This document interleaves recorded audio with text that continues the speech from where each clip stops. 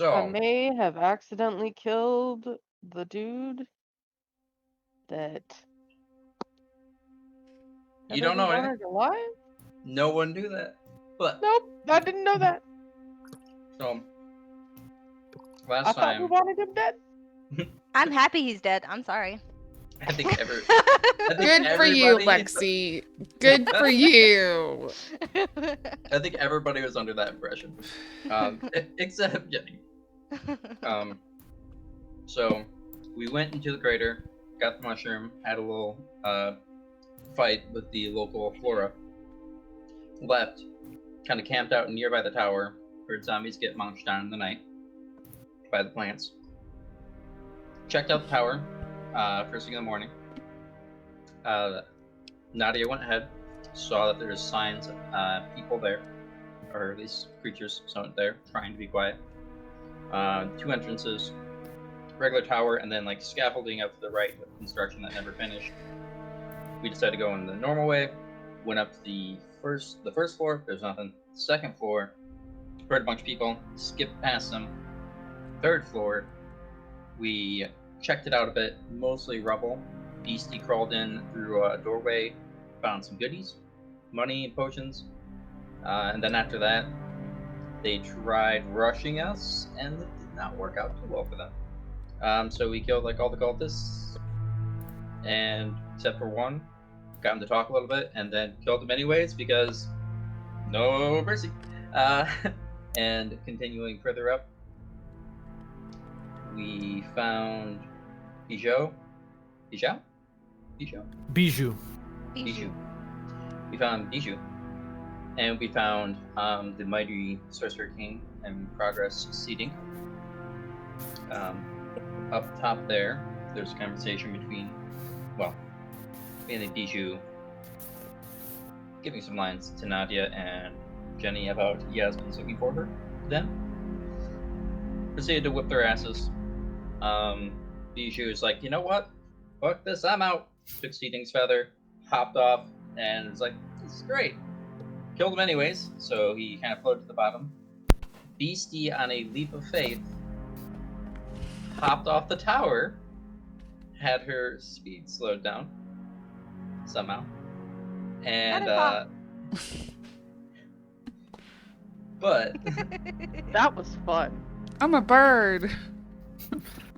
I'm more of alluding to the fact that Beastie really isn't tracking Naki's capabilities, but maybe is now.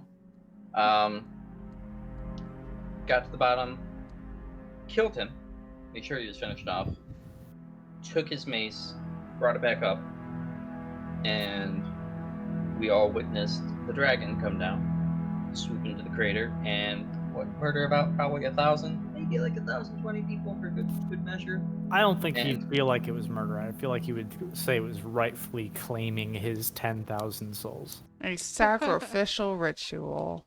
All about perspective. Sunday brunch buffet. Yeah.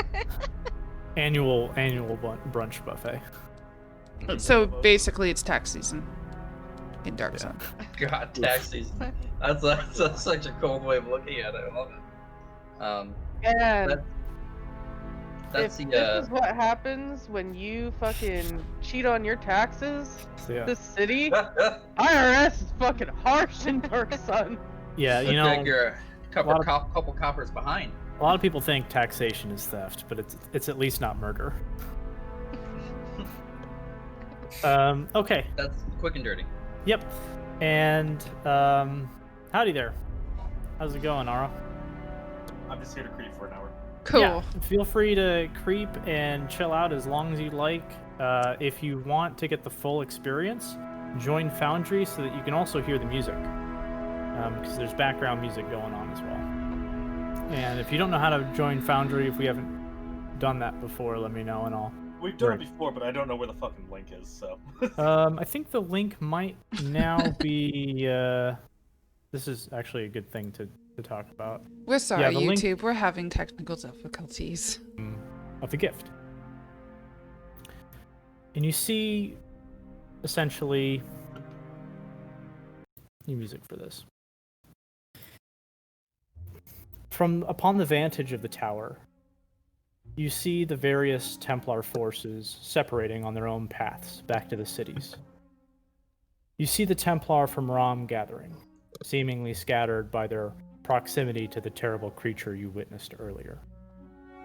One such Templar you recognize from afar, for only a few are adorned with the shining metal armor that designates the High Templar. Strangely, she breaks away from the core group. Her wife is a place called the Lava Gorge, where only the Surin can withstand the blasting heats.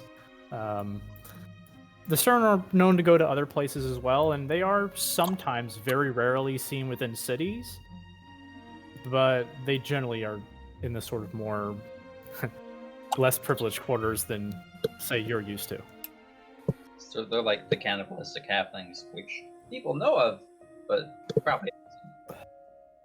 Yeah, from what you understand, the ones in the cities are more civilized to a degree, as best they can be. Okay. Question still stands for Jenny and Nadia, because that side trip. This one has no clue. But in our place, we worship a dead dragon, trying to bring him back to life. It's anything like that one that sounds like a very terrible idea. She kind of nods. I look over to Jenny. Input. I just wanted to ask him a few questions. Nadia just smiled. Can you fix him? I look at Astos and I point to like where Baju is. Can you fix him? You look down at Miju. It's kind of hard to see him from high above, but like from what you can make out, you see this pool of red just around his body, his neck looking like this strange, like sort of shredded beef from afar. Beastie's still chewing, but like trying to be subtle about it. Like, I think I'm not sure, but I think that's a little bit beyond like abilities.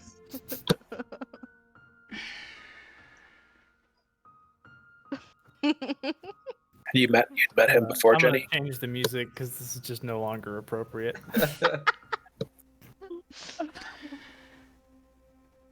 I knew. No, I never met him. I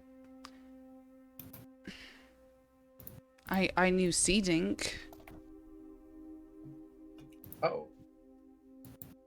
I just assumed that Seedink was just another follower.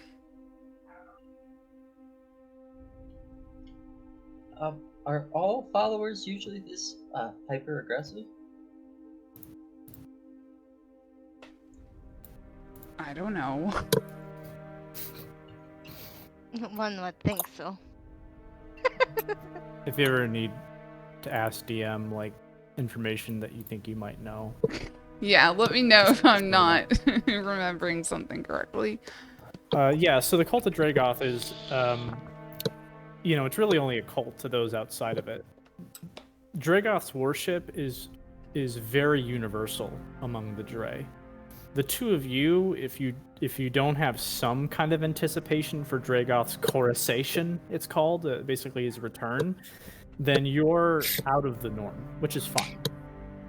But essentially all Dre kind of have this belief that when Dragoth returns, the time for the Dre is going to come again, and they'll be able to lift themselves out from their underground homes and take the tablelands. Okay. If not take the tablelands, then at least, have a power worthy or competitive to the other great city states. They're a city without a sorcerer king. Right. I'll just look at Natty and say, well, it's It's unusual for us not to be happy for the return of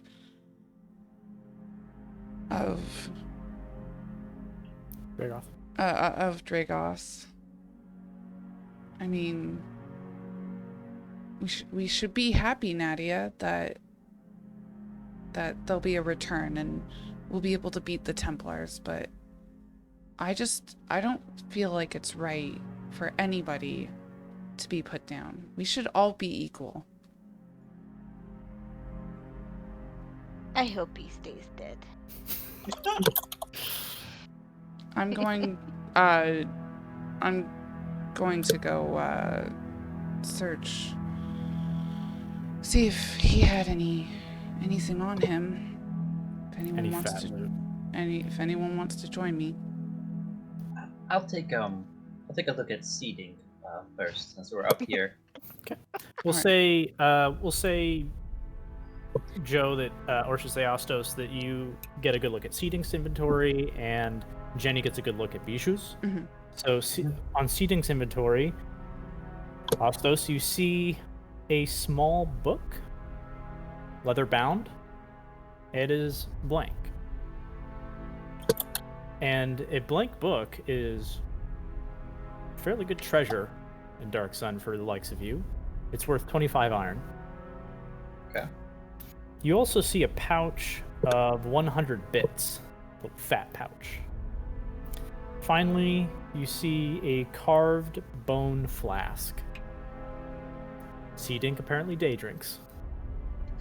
It's worth, judging by the craftsmanship, it looks like it's worth about 10 iron.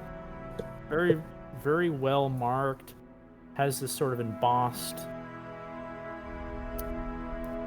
imagery of,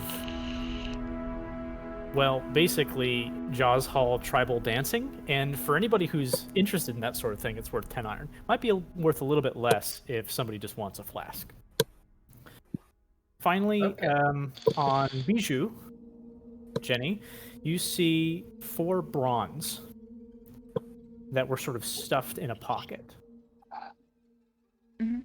In addition, you find a crystal, not much different looking than what was crushed, or I should say, shattered by Seeding.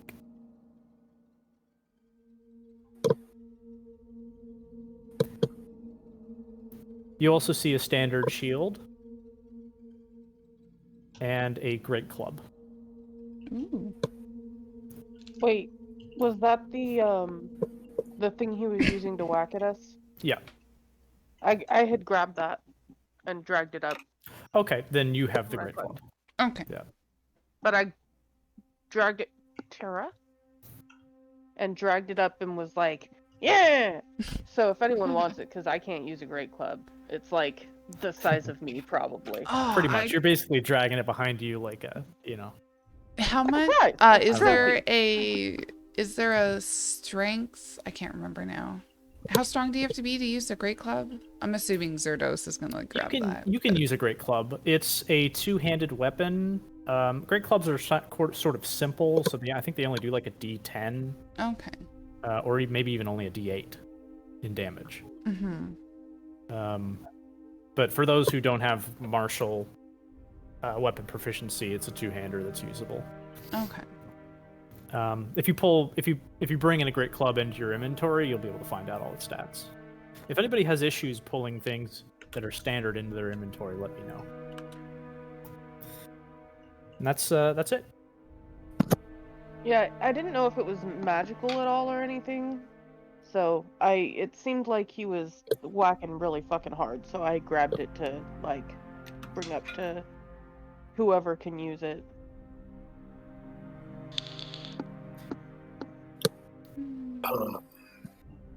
It's not something I'd be particularly interested in, but if his shield looks like it's survived better than mine has, I might swap for that if no one else needs a shield. It's more or less in the same well-used but serviceable condition that yours is in. All right. If you want, I already have a shield, so you could take the shield. And I could take the I great already have club a shield too. Just, unless nobody else wants it. mine's seen a little bit of use. But so is his.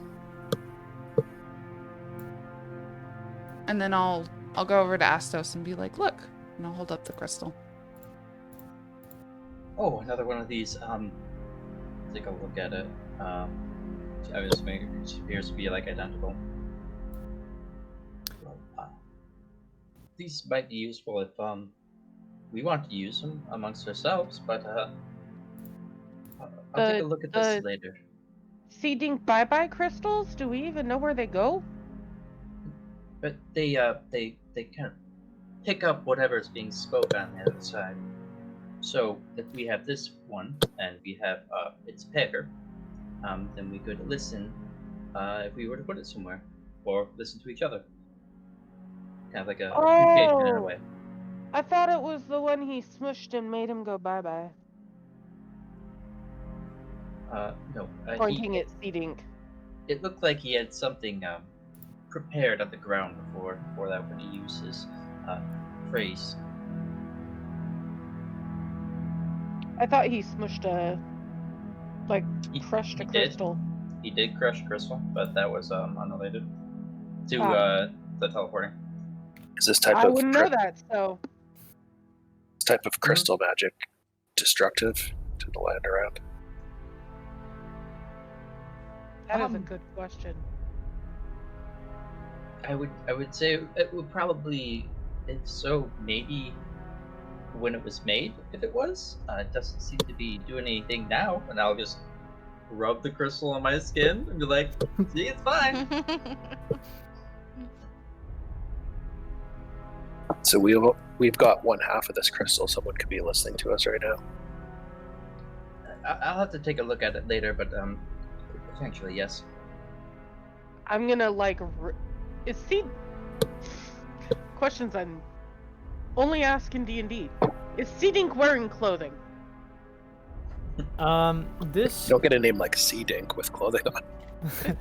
First of all, he's not Sea Dick like some of you thought he was. But this is what he looks like. Oh, it was asking me. Journal entries shared with the following players show to all. Interesting. So I can do here, share with all. So this is what Sea Dink looks like. Interesting. Except some of that jewelry it's probably a little bit less expensive looking. Mm-hmm. So he doesn't like to party? Is that skull thing a hat? Yeah, he's wearing like a Jakar skull. Oh, I'm taking that off of him and putting it on. Oh, Jenny immediately now. sees and says, no. You go to put the jaw on, and it looks like it's basically part of, like, it's all together. But as you go to put it on, first off, it looks like it's for a head that's shorter than yours, like with a longer snout. And so when you go to put it on, it's sort of like this jalopy of bones that doesn't, like, the jaw kind of hangs down, sagging a bit, and the helmet, unfortunately, your eyes are forward facing, and so you just have, like, almost near your ear holes, the openings, and then towards you, this, like, shade that you can barely see in front of. So it's not. It would need some Doctor, not extreme, perhaps destructive changes to make that make I'm what still you want to taking it. happen. I'm gonna try and fix it so I can wear it. That cod piece, on the other hand, totally could work. Oh, That's true. And so yeah, he's got a skull that if you actually lift it, there's still nothing more skirt. But if you lift the skull, you realize that it's been cleanly carved in half. So it's a skull that has been bisected, where the back has been removed, and so it actually can work as a cod piece, but it can be used as other things. It could be put on a wall as a decoration. Hanging from it is basically 4 bits. We'll say those are additional from where you found, just because I'm going to make this consistent. I'd say BC probably found him because she's probably rifling through his. I'm gonna take the cod piece and see if I can affix it to my shield. You sure can. And so your Hell shield, yeah! your shield now has the aesthetic of a human skull. That might raise a few eyebrows, but it's there, and it's got the 4 bits dangling from it as well. Yeah, I'll take those off. Which is kind of like a weird vision. show of That would be not that much asking wealth. for. That'd be asking for trouble. I'll take those off. Yeah, like a bad And part of I'll town, find- 4 bits is still a lot, but it's also not like a very strong display of wealth. So it doesn't really fulfill any any goal beyond Yeah. this weird creature's mind. I'll find some shiny rocks to hang from it though, because the dangly things are cool. Okay. I'm like a raven or a crow. I want the shiny things. Certainly, you may have. So yeah, that's all that's on him. 1 second. Puppy time. Or not. Maybe. Yeah, they're being turds today. No, I Okay. meant Aaron's puppy, not yours. I was thinking Aaron was gonna grab the puppy. Okay, so what's next? I'm gonna rip some seating skirt off of him, and Oh no. Ding. so just like rip a portion of the bottom of it and offer it up to Astos to wrap the crystal in to muffle it if anyone can listen to us. Gotcha. Sure, no, I'll do that. Does he have a staff there? I'll say, I mean, to you it's not tall enough, but there is a very simple little staff there, with will take that. with what looks like 3 Erdlu feathers on the top of it. For you, it's almost more of just a rod. Like a That's a spear. Yeah, it is tipped with Ooh. obsidian. So I would call it a javelin, just because the size is even smaller. So you've got an obsidian javelin. Jenny like peeks over Astos' shoulder and says, "That's pretty." Obsidian's higher quality than stone and bone, by the way. Oh Yeah. shit! And she like Yeah. gives Nice. Astos the great club and says, Wait. "I'll trade ya." It tends to be slightly more protected against shattering. I'll kind of look at it like, I think he shot fire out of this before, so just make sure it's not dangerous. I'll take a look at it and maybe you can. And here, in homebrew, let's talk about this for just a brief minute. Bone and stone, if you critically fail, That club, I could at least carry it in case I smash my current hammer. Sure. Plus, I always like having my free hand for, hitting people with my shield. All right, I'll grab that great club just as a backup. Oh. Thought I got a dog getting dropped off. Be right back. Sure. So what does the party decide to do at this point? Do they wish to explore Yarramoke more? Do they want to go back somewhere in Yarramoke? Do they? Taking like a look from our bird's eye view perch of this tower that overlooks Yarramuket. Is Mhm. there anything else in particular that stands out of that's weird that we can see that we haven't already been to or noticed before?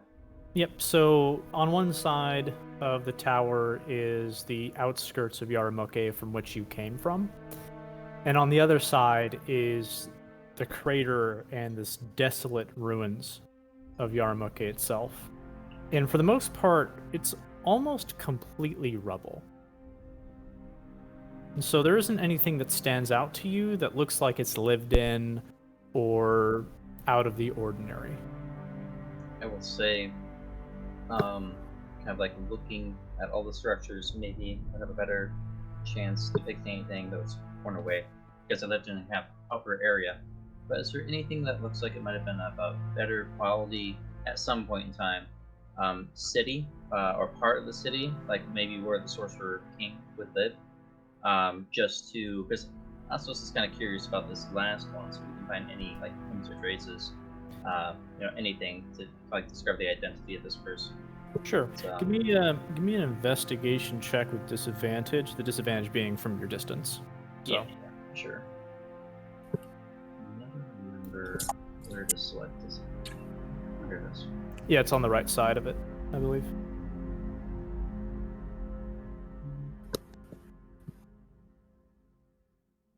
Let's make sure I'm not talking at all.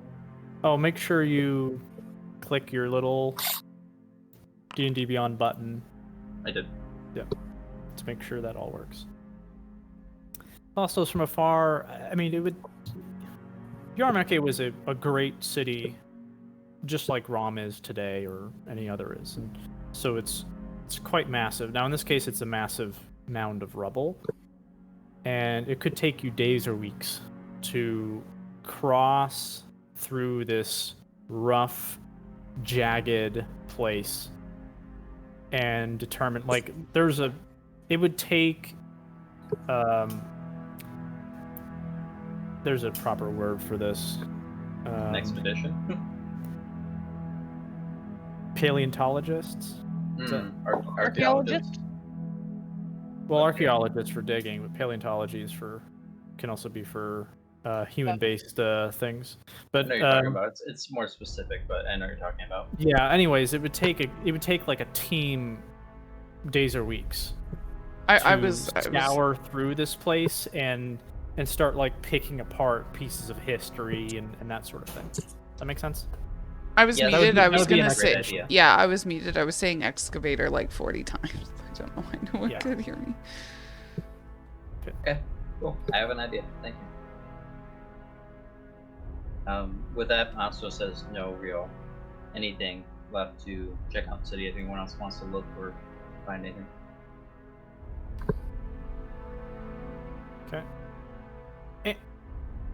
Anthropologist. That's what I was trying to say. Yes. Anthropology, paleontology is completely How different. did I forget anthropology? Yeah. Nobody remembers anthropology. Are they the ones Yeah, that check but- out the pottery? To a The degree, sign yeah. language word for anthropology is great because it's anthropology. That's amazing. It's literally the signs for the bug sign throwing, language. and then it's sign like sign sorry language people are apology. wizards. That's That's funny. great. I didn't know that. All right, let's pull back in. So, yeah, that word was bugging me, and I haven't been good with words lately. So yeah, Helio, it would take a great amount of. It would take some great expedition to do this. Some Not people impossible. maybe like I don't know, Dazla and Norbis. Norbis, yeah, perhaps. And their new friend, whose name I can't remember. Give me a bit and I'll tell you. Wow. Grimner. Yeah, Grivnar. There you go. I was just gonna say because I don't really remember like how someone would actually feel if they had 1 point of exhaustion. But I'm just gonna say that Jenny just sighs and says, I feel really Oh yeah. beat. We should probably get out of here. I was gonna. Yeah, you're bleeding. You're bleeding a lot. So is Beastie. Am I? And she like looks down and she says, oh, I didn't know that. And she just puts her hand over wherever her wound is, like, this is fine. That's just blood. Like Keeps bleeding. it's not Nadia's flowing just anymore. Like standing there. you're not in danger, but it's No. it's like What? not good luck. The tower seems like a reasonably defensible position. If we want to rest here, I don't want to run into Templars trickling out of the city, particularly. I mean, what are they gonna do? Arrest us? Well, I mean, we're already a bit affiliated with them, so would it be any issue We're if they saw us? affiliated with the ones from Rom. Yes. Ones from other cities, though. I'm not saying that Um, we should go back with them per se, but there's no direct reason to fear them. Did anyone else just get like old-fashioned TV snow on Foundry? No. Mm-mm. Maybe refresh your page. You're probably going mad. You're probably going mad. I mean, I guess Been it's... there, Reference done to, that. reference to a different game. Sorry. Your browser's not. What?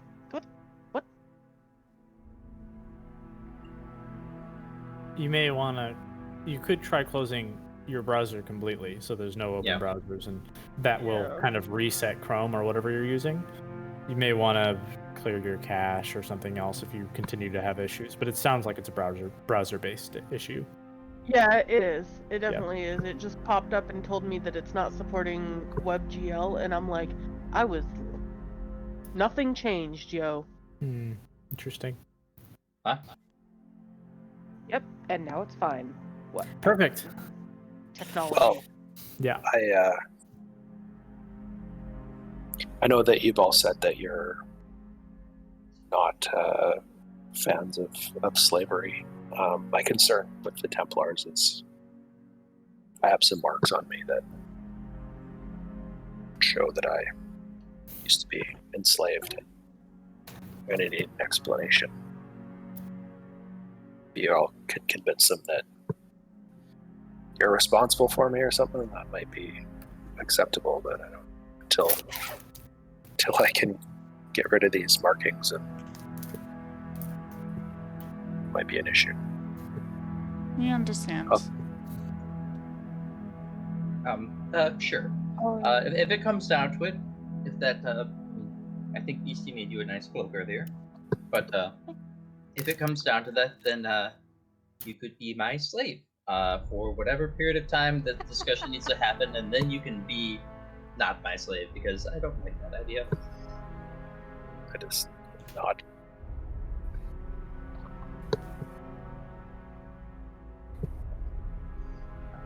If you're going to sit up. Yeah, I kind of like rubbed the back of my neck. Like, oh yeah, he doesn't have hair. But I'm also gonna wander over to Jenny because she went down and she's looking like, no offense, looking like shit. Well, I went down and then you healed me, and then I'm healed. Yes. I mean, it's fair to say she looks like shit, though. Yeah, I just need to rest. I'll be fine. But I'm gonna reach over and touch. I'm gonna reach over and touch you, and do lesser restoration. Okay. On you. Only greater removes exhaustion. No. In my homebrew rules, lesser removes 1 rank. Greater removes all. It's the benefit. It's the benefit of working with me on the fact that when you get knocked out, you get a rank of exhaustion. So that's the upside.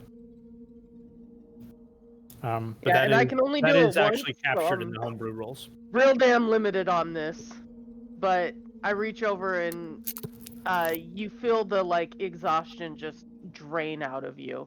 Oh. So your exhaustion is gone. Well, I feel better. Yeah, your head starts to sort of clear. This general headache you had, this dizziness that was overcoming you earlier from being knocked out, you become clear-headed again. Well, we could rest here. Could make a fire. Maybe down in the rooms where the others were, so that we're not on top of this building with no roof. Yes, it did have doors down there. I cherish that. The idea of some semblance of privacy. Shall I pull you over to the floor with all the statues and benches? Yeah, it seems like the best place to relax. Okay. I just threw you over there. You can... Yeet! Try to find yourselves. Yeah, I just yeeted you over. So you're all over in this direction. Not everybody. Here, I'll yeet you over. I mean, you're not really there, so... I am Let's remiss. just make it as crowded as possible. Yeah, I'm sort of remiss to show you this there, room over 'cause here it's is a distraction actually from bigger, reality. so we could actually go over here. Oh, wait. I ran into a wall. Never mind. Looking at Then we're back down here again. Look at each of these statues. There's no writing on any of them. Like they're all the same depiction of the same person with no writing. Yeah, they're individual. This looks like it was a place of worship at some point. Hmm. Long sort of forgotten. Okay. Can I make a sketch of it? Sure. Statue. Consume whatever parchment or use a page of the book.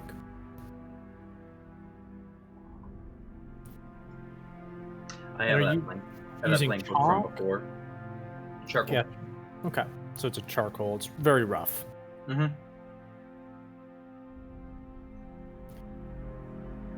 Okay. And I'll just say, everybody, give yourself a long rest. Remember that long rest, if you're doing it through D&D Beyond, you have to uncheck what heals your hit points to full. We don't do full hit points on long rests. And use your hit die to get your HP back. Yeah, there isn't. You have to just remember where your hit points was at, because if you hit take long rest, it'll reset you to full. It's strange because when I unchecked it before, it worked. Maybe it's The only maybe thing they the introduced a bug or something. No, the reset maximum hit points one is if you've taken something like necrotic damage that lowers your total max. Yep. Is there a way to roll Wow. your hit dice off of D&D Beyond, or do I have to do it through Foundry? Yeah, I think short rest is an example. Long rest might be able to do it too, but Oh, okay. there's something there where you can click and then there'll be something for your hit die. Okay. Can Do you we reveal my have 2 it? rolls to me, man? Oh yeah. I'm Yeah, sorry. remember to. Oh, oh no, the hit dice probably rolled, and now I can't see it either. Shit. We'll go ahead and just reveal your rolls. I didn't get anything. You may have not hit. You may have not touched your extension button yet. Oh, So remember, if at the bottom right of your chat, if There you we don't have go. that little red dice, just hit that extension first. Right. We got to do that every time we start. mm-hmm. Okay, how do you roll hit dice again? I On the just short used rest? the short rest option. I'm just like, I just keep clicking reveal to everyone. So if anybody's doing it,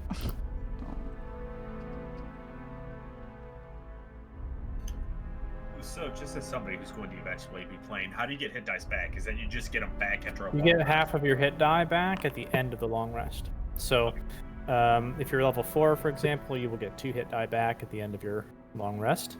Whatever hit die you have currently, you get to consume during your long rest, and then you get more at the end, which you can use for short or the next long. So And- the feat I took is ungodly good without me realizing. Let me hear what it is, because I might have some reservations if it does something that breaks the idea. Minimum I could heal is twice my con mod. Yeah, I don't have a problem with that. That's fine. If it's something that like assumes certain rules and then like capitalizes on that, then I like won't No, allow. it's just whenever I use hit dice, minimum I could heal is twice my con mod. Cool. That's fine with me. So Damn, You took a feat for you lost out on stats to get something else, so I think that's perfectly fair. DM. Yep. During the long rest, can I identify some objects? No. Identification will not be part of a rest action. You need to do it on time that's not rest time. Oh wait, You no, can you can tend to your wounds, you can eat, you can sit idly and read, you can sleep. it's the Yeah. roll plus twice my con mod. It's not Casting magic is not going to be part of it. What's that? It's the roll plus twice my con mod. Okay. You still good with that? Yeah, I'm fine. Damn.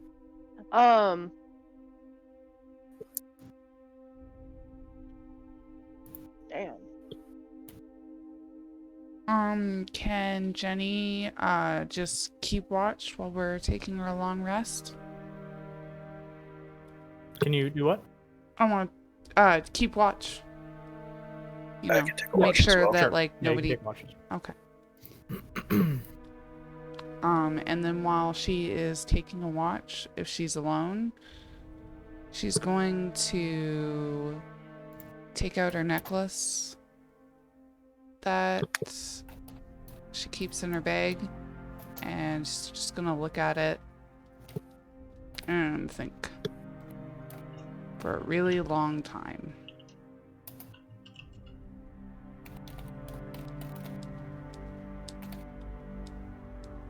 And that's it. And just put it back in her bag. Okay. All right, so you're all long rested, unless you have any other administrative stuff to do on the web on the pages. And what's the next action? Morning ritual. I'm continuing doing my magic castings every day. Okay. And those take is that like a minute, 10 minutes? I'm just curious. Look that up. Pretty sure it's instantaneous. Oh, perfect. One action. Yeah, awesome. And if you want to do the identification now, it just means that the party hangs out for 10 minutes while you identify. Yeah, I would like to do that. I would like to identify that book. All right. The blank book? Mm-hmm. All right. So this particular book looks like it is non-magical. Looks like the creature was hoarding it for maybe more practical purposes. Or perhaps just out of whatever greed that a Jaws hull has. Okay.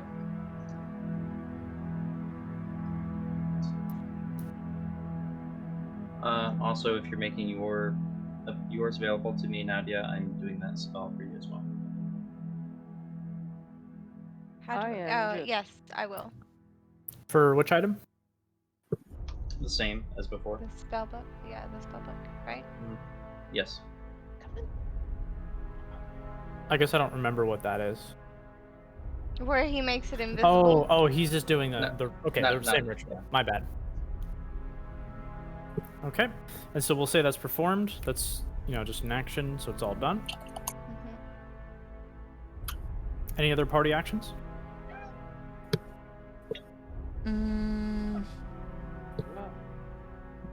Not for me. Maybe just, start a discussion of where should we go next? Yep. We could Yeah, go anywhere. I was just Technically. eating and drinking, which I tracked with my water skins and rations. Mm-hmm. I think we should stop back in at Menar's and talk to him before we go.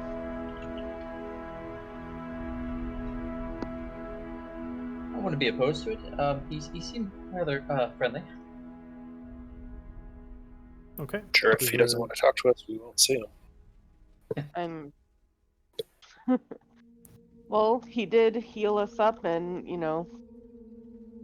cast enhance ability on us, but, make us feel stronger. And who knows, maybe he'd be interested in the seeds from the trees we got. Mm-hmm. Or maybe he can tell us about the mushroom we got. Now that we have an actual mushroom for him to look at. Well, mushrooms. We have 2, don't we? Yeah, as long as he doesn't do anything, I don't know, rash with them. Seems friendly, but still a little I think he would. different. I love him. All right. I the also party- checked my food and water. Thank you. Same. Mm-hmm. So the party will head back into Minar's little hut in the corner of the world. And I will... That's a bit loud. this music is This music is hefty. It's very Turn it loud. down just a little bit. Okay. Yeah. Remember, you can play with the playlist. Right. I'm gonna yes. default everything, and some tracks are like defaulted a little higher than others. So, and I'll bring Paragenus over here, just hanging out in the corner, in case he wants to kind of look around. But Are the like guardian trees? yep, they remain still sort of lurching over. But when you come into sight, when you kind of emerge from the fog, they already sort of pull back, as if they recognize you. There's this groan, as it does it. I'm gonna give each tree a pat as I walk through. You give it a little pat, and as you do so, there's like a little shudder of leaves, as if to recognize your kindness. I love them. I'm gonna knock on his door, and in Druidic, call out, Minar, are you there? And when you knock on the door, which is really just flat living wood with no seams, well, I shouldn't say flat. This part, there's like roots that are interlocked, and they just start to twist and gnarl and start to give way as they pull across, and the doorway opens up. I'm gonna pat the doorway as I walk in too. It's good planned. Perfect. I can appreciate that. And I'm gonna look around. Is his box of dirt still there? Box of dirt is there, but Minar is in the corner, chowing down on another piece of cactus, and okay.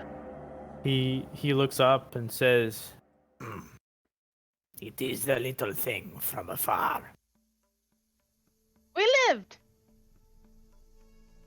and they are alive, so it seems. Have they seen the dragon?"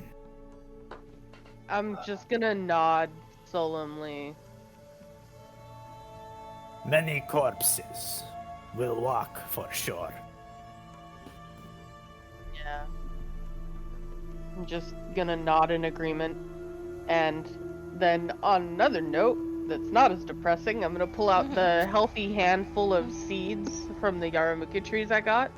Sure. And I'm gonna show them to him and be like, look, I got tree seeds. These are good. Minar is going to walk and retrieve. I'm gonna give him something to barter with. And he goes and he grabs another one of the fruit that are so precious in this region. Says, "One fruit for many seeds. It is good, yes?"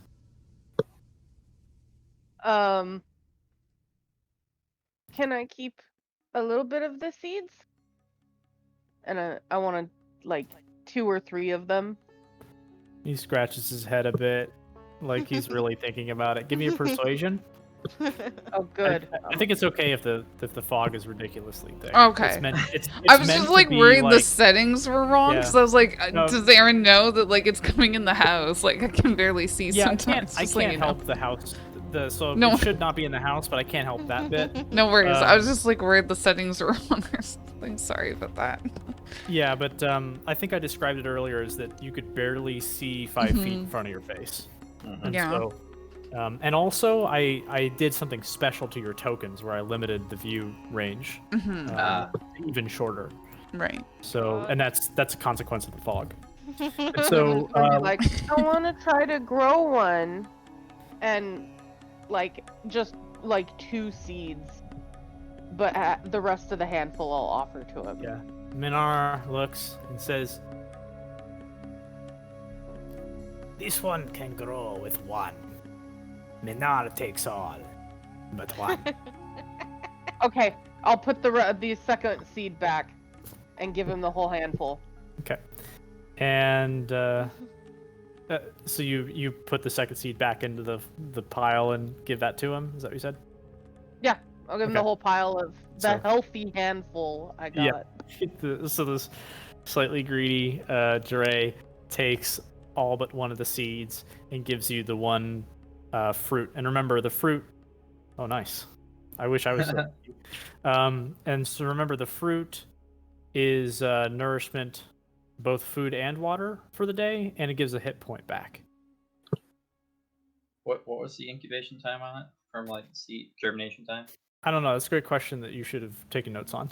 Does anybody take notes? Oh, I think it's like a week or something, or like do I actually have notes on that? I'll be very proud if I do. Yeah. Oh, if you take very good care of it, you get 1 week, and if it's bad care, it's a month. I actually wrote down notes for that. I'm very proud. Awesome. And so you kind of ask out loud, let's say, and Jenny responds. Oh with yeah, the that makes sense. Makes sense. She's sort of a nature survival character. So Corona was just saying you get the fruit. The fruit's nourishment for both food and water for the day, and it gives a hit point back. This is something you'll have to custom make in D&D Beyond. Mm-hmm. So the I get the whole fruit. Yeah, which is why he really Okay. didn't want to. Yeah, that's fair. That's fair. I But it saves him a dangerous trip towards the crater. And says, "What will the visitors do now?" Is there anywhere else in the city of note? Would you say, Maynard? To the north is more dead. But Menar has not shepherded towards the marsh. If these ones like dead, it is good. But do these dead stay dead? Underneath Menar's tending, the trees consume. They become dead.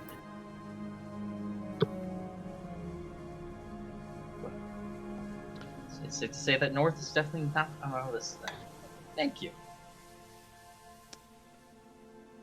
And I failed to mention earlier, Beastie, that when you were kind of sad or maybe disturbed to hear that there'd be more dead walking about lately, Menard didn't seem that way with Menard. It looked like it was an opportunity. Yeah, no. You know what? After thinking about it, and after he says that, him shepherding them, I'm okay with it. I'm not okay with how they died, but I'm okay with the purpose they serve afterwards under Minar's care. Sure. And I will pull go out a preserved death mushroom and hold it up to Maynard. Do you know, like in the bottle? don't eat it. We got 2 of them! And this one's perfect! And I kind of I'm gonna rifle at Astos for my one that I pulled that was a perfect specimen. Mhm. Yes, yeah, put it away. Pull out the big one, hand her the fist-sized one in the container. And show it to him. I'm proud of this.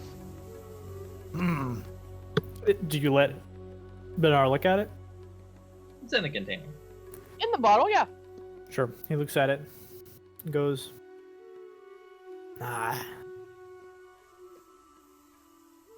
it is interesting to see Menard's enemy up so close. It is the thing that makes the dead so persistent. But then again, perhaps Menard should thank it. For fertilizer does not walk on its own. Is that different than this one? Well, the other one. And what's the other one, just to make sure the distinction? So you said one's a death mushroom and the other is a fist-sized death mushroom. Yeah, and he says, it is one and the same. First, it is what you cannot see. It rests on decay. It grows and sprouts. It flowers. It spreads. Sometimes, under the right conditions. It does not need a body.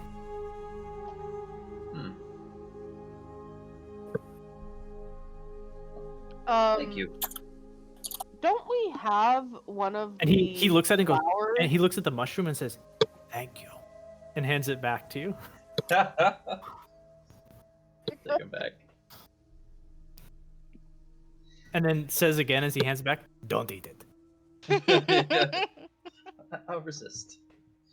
Nadia is gonna put her talons over Astos' shoulder, and she's gonna lean in lean in really closely, and she's gonna whisper, "Are you sure this one don't want to go to the north?" Look, a little tent for like shoulders raised over a tent. I'm good. I'll pass. You see Jenny, she's leaning against the wall and she grins and she says, "Could be fun. Maybe find some books." I've had a lot of fun, even with reading involved. I think I'm good. Don't we have one of those flowers from the other zombies, like the back of them? We have one like perfectly preserved one that. Yeah, looks you have like a super fragile. preserved one that's very fragile. And I'm gonna ask Maynar if the flower on the back is different from the mushroom.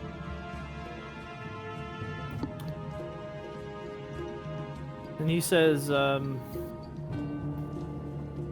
flower is different, yet also a part of the same life. The flower does not bloom without the mushroom's influence.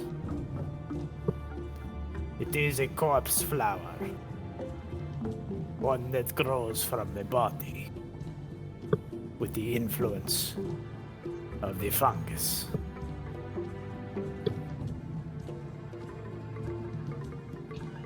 Okay. If there was happenstance, if we come up here again, is there anything you want from the city, Maida?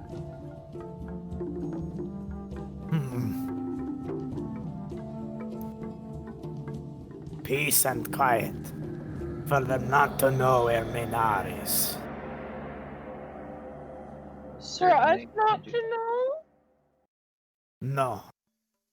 Menar does not live in cities. It's not good for him.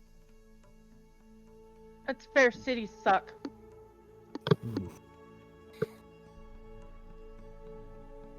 Yep, we can take a short break. As a short break, we'll do 5 minutes, 2:16.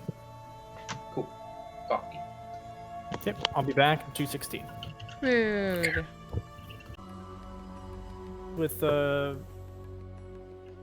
With Minar at this point. We kind of abruptly end off.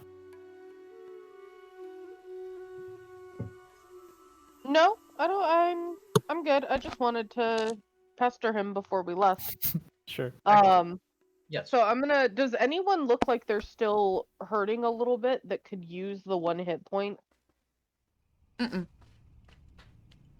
Well, Lexi, is Nadia fully healed, or is she still missing a little bit of health? She is fully healed. Okay. I'm missing If some everyone, HP. You're missing some HP. Mm-hmm. Okay, But it's I'll only give 6, you- so I'm okay. I'll give you the fruit to eat because I'm fully healed as well, and it heals 1 hit point. So I'll be like, kind of assess you and be like, Like I'm assuming I'm slightly bruised and bandaged and stuff like that, but so I'm I'll give good. you the one. I'll give you the fruit to eat, so you can heal 1 hit point because it rots really quick once Oh. you pick it. Thank you. But I want the seed from it. Yeah, it's like a pit. And so you're able to eat it. Gotcha. You gain 1 hit point. You also don't need any food and water for the rest of the day, Jenny. And yeah, it's delicious. It's some of the sweetest fruit you've kind of ever laid your tongue on. We should, she just like forgets everything she remembers about the scene. She's like, we should plant like 12 of these and then we could just feed the entire world, right, guys? She's like eating it. No? Oh, wait. She's saying, she's looking at You mine. just hear Menar's voice. It is effectively extinct.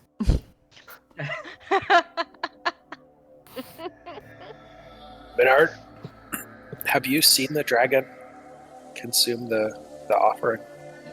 Have you witnessed it? Yes, this one has.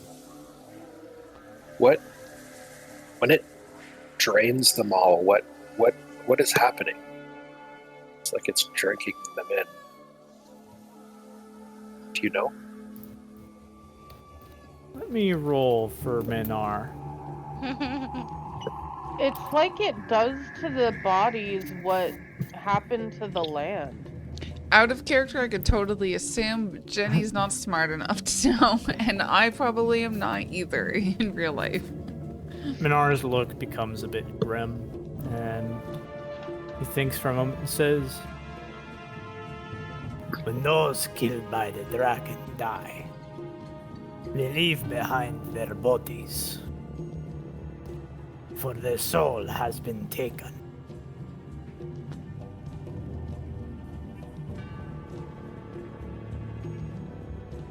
Is the dragon eating their souls?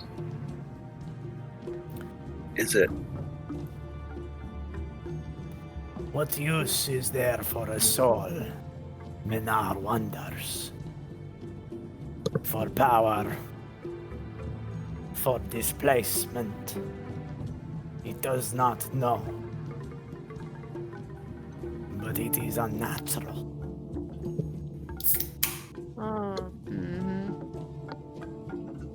It's like a blight of the most devastating kind. Danny is gonna look at Menard and she's going to ask, do you know the name of the dragon?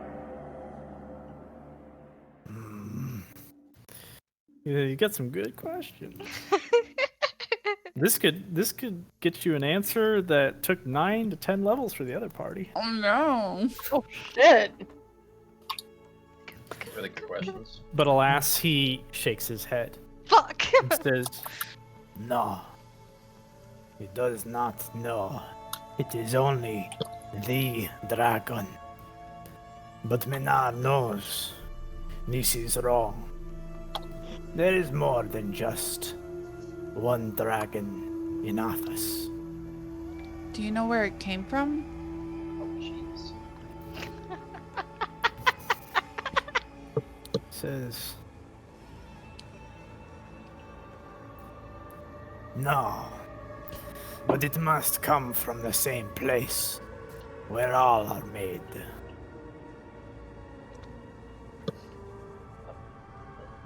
Maynard, were you here before, while Yaramuke was still a city? No, Menard does not like cities. You came after the destruction, then. This one felt the death. He knew it was abandoned. It is a good place to live. But do you Have know you who ever? the person that One at a was in time. charge of the city? Yeah. Do you know who the person in charge of the city was before the sorcerer king? No, this one does not know of the place before the death. Only the stench it gave when it arrived on this one's nose. Okay.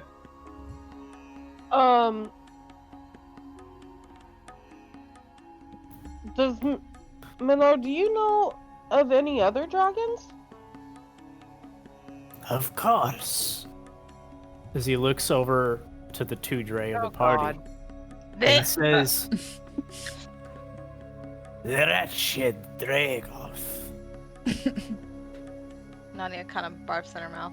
The dread king of Gistenon. Jenny looks like she's choking, and then she coughs out a pit and gives it to Beastie. And he takes it from you, just spit and all, and goes, "Those are still good."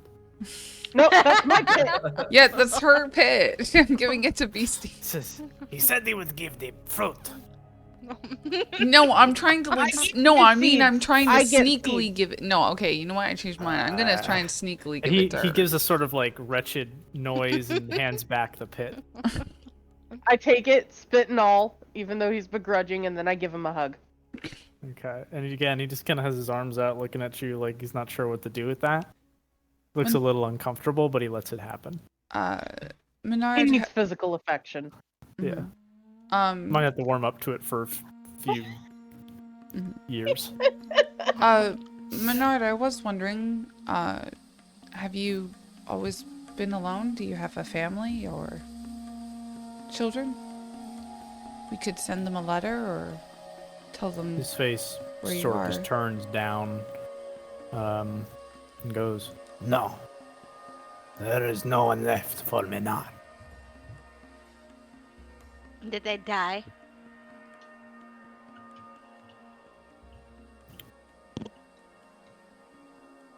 Or taken?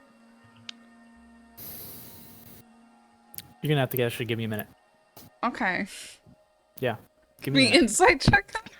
Oh, no, is it too Feel free to roll what you want to roll, but it's a question I didn't expect asked, and it deserves a very good answer, There you go. one that matters. So let me think. No worries. Jenny's like, you know what, maybe I'm just gonna pause it.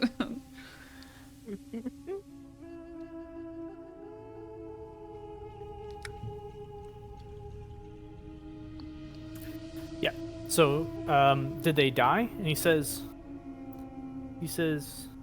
yes. I'll die in time. How'd they die? Of age. No children. The children died of age as well, as did their children. But How are you so old? Maynard. if you're His eyes squint a bit, I'm waiting for the answer. and he looks like he is. As you continue to question him more and more, it looks like he's less and less inclined to answer. Can I get a persuasion check from you, Helio? Sure. Yeah. Let's see. he doesn't look like does he look like he's about to attack us? No, it's more of a recoil from you Okay. than sort of this anger, and there's no anger in him. Okay. And so you see him sort of pull backwards a little bit, as if he's creating a literal and metaphorical space from you. And he says, "This one has spoken enough on history.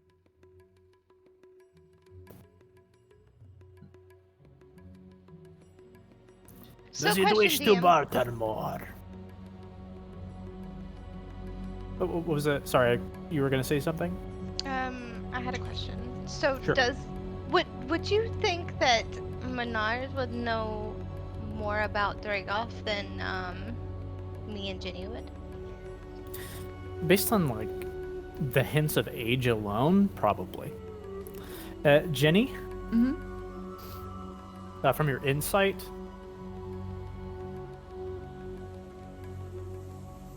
I'll send you a message. Okay. Yeah. I'm gonna pull off the stupid bone helmet thing that I have that I got from Seed Ink, and I'm gonna offer it up for barter. What's up for barter? The stupid bone helmet thing I pulled off Seed Ink. He looks at it. It's small, more suitable for a Jaws Hall head or that sort of thing. He picks up and says, "Can grind it into bone meal."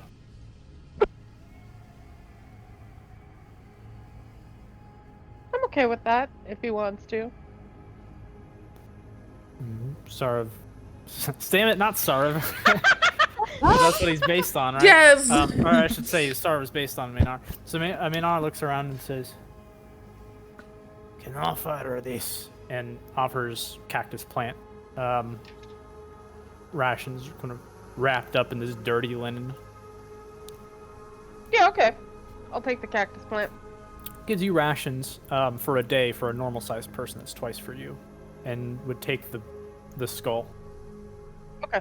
And he just looks at it and just cracks it over the side of his worn table, and it just starts to shatter into pieces. Looking fairly satisfied, he starts moving them into a mortar and pestle, but doesn't begin grinding it yet. Okay. I think he's getting grumpy and we should probably leave. Menard.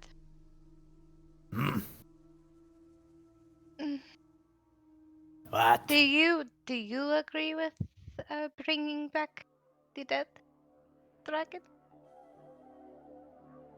With Dregath's conversation.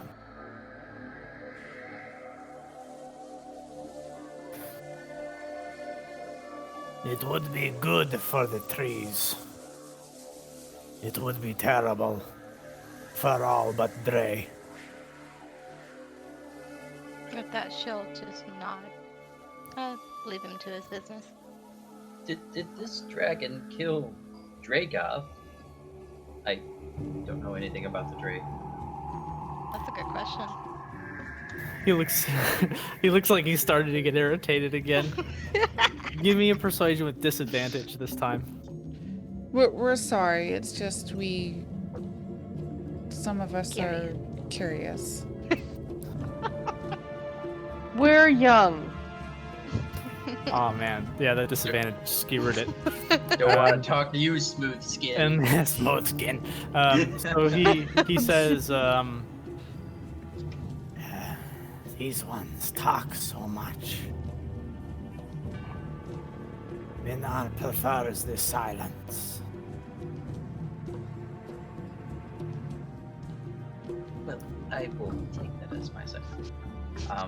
Thank you, Minar. I'll step out. Because he's like, each time I say something, he gets like, It's a little city boys pissing him off. Yeah, so I head out, and it's open. So, And you just see the moment you look over to check is when it starts opening, almost as an invitation to leave. And Minar sits before the mortar and pestle, looking at you folk as if he can't even grind without you leaving. Oh, I'm just gonna look to him and be very quiet, and I'm going to fold my hands and just like bow in a thankful manner, and then leave. You see just the hint of a little smile as he does the same. The door's closed. As you start to move away, if nobody else says anything, he'll We're start trapped. to grind. I He'll can't start to open the grind door. closed. You just hear this, and the door. Oh yeah. Hold on. Let me out! Let me out! So, yeah, you're able to step out, and the trees sort of move aside, Could or I there- should say, just Okay. push aside. As everyone else leaves, I'm gonna say to him in Druidic, "Thank you," and give him another hug. But again, he's like, You accept physical affection. and you just hear him just sort of like almost regretfully say like, "Stay alive." You as well. Nadia's gonna call out. We'll be back soon, Menard. Not Ugh. she not too soon. Maybe we'll go hunting or something. Right, Helios? I mean, Astos, And with Jesus. that, the roots wrap behind you, and you're out of place. And so, Is there a well or a pool of water here that isn't like just sloppy mud? Well, that's another good question. sloppy mud is kind of all over the place here. There's pools of water that you're not sure, it's questionable if they're drinkable, but generally speaking, the water is just within the ground itself.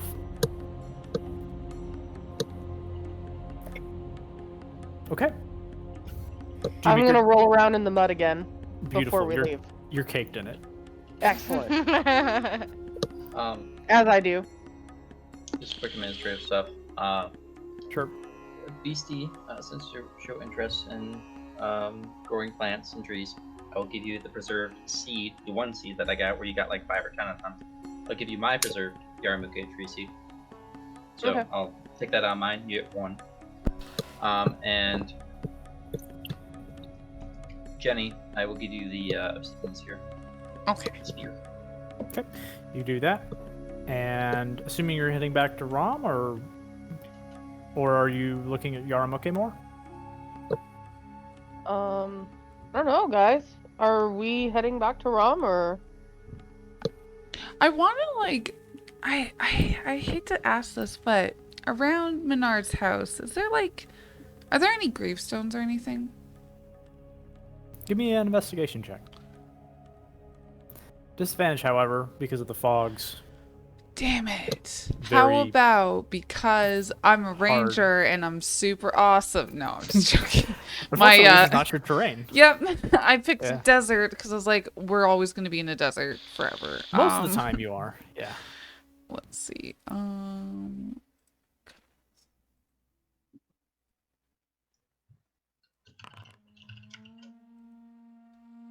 Overall, it's hard to sort of meander through the fog. You don't find anything that indicates that there is something like a graveyard or even a tombstone out here. Okay. It's all marsh-like life. All of the dead are fed to the plants. And there's what you do feel around this area is just a whole lot of humidity, and occasionally you hear the chirping of various bugs, the squishing of your feet underneath, or the squishing of the mud underneath your feet, which is a strange noise to you, and otherwise the general muted silence of the place. Well, I know why Menard likes it here. I'm gonna pat the guardian trees again as I walk out. I'm just gonna pat all of the nice life. You, the 2 guardian Trees. trees are the only ones that give a slight shudder of recognition. Everything else seems less awakened. Yeah, no, those are the ones I love because they remind me of home. Oh yeah, for sure. Uh, So, go ahead. Provided you're all still okay, me to accompany you. I've spent enough time in this place. Love to get Would out you of here. describe Mhm. this place as a bog type place? Yeah, I'd say so.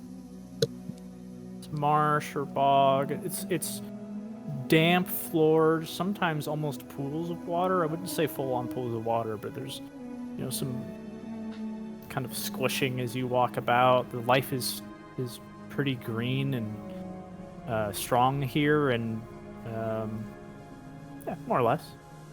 When I think of bog, I Nadia, think like deeper pools of water. However, Can Nadia lean down and dig like a small hole to see Uh, if the water is consumable?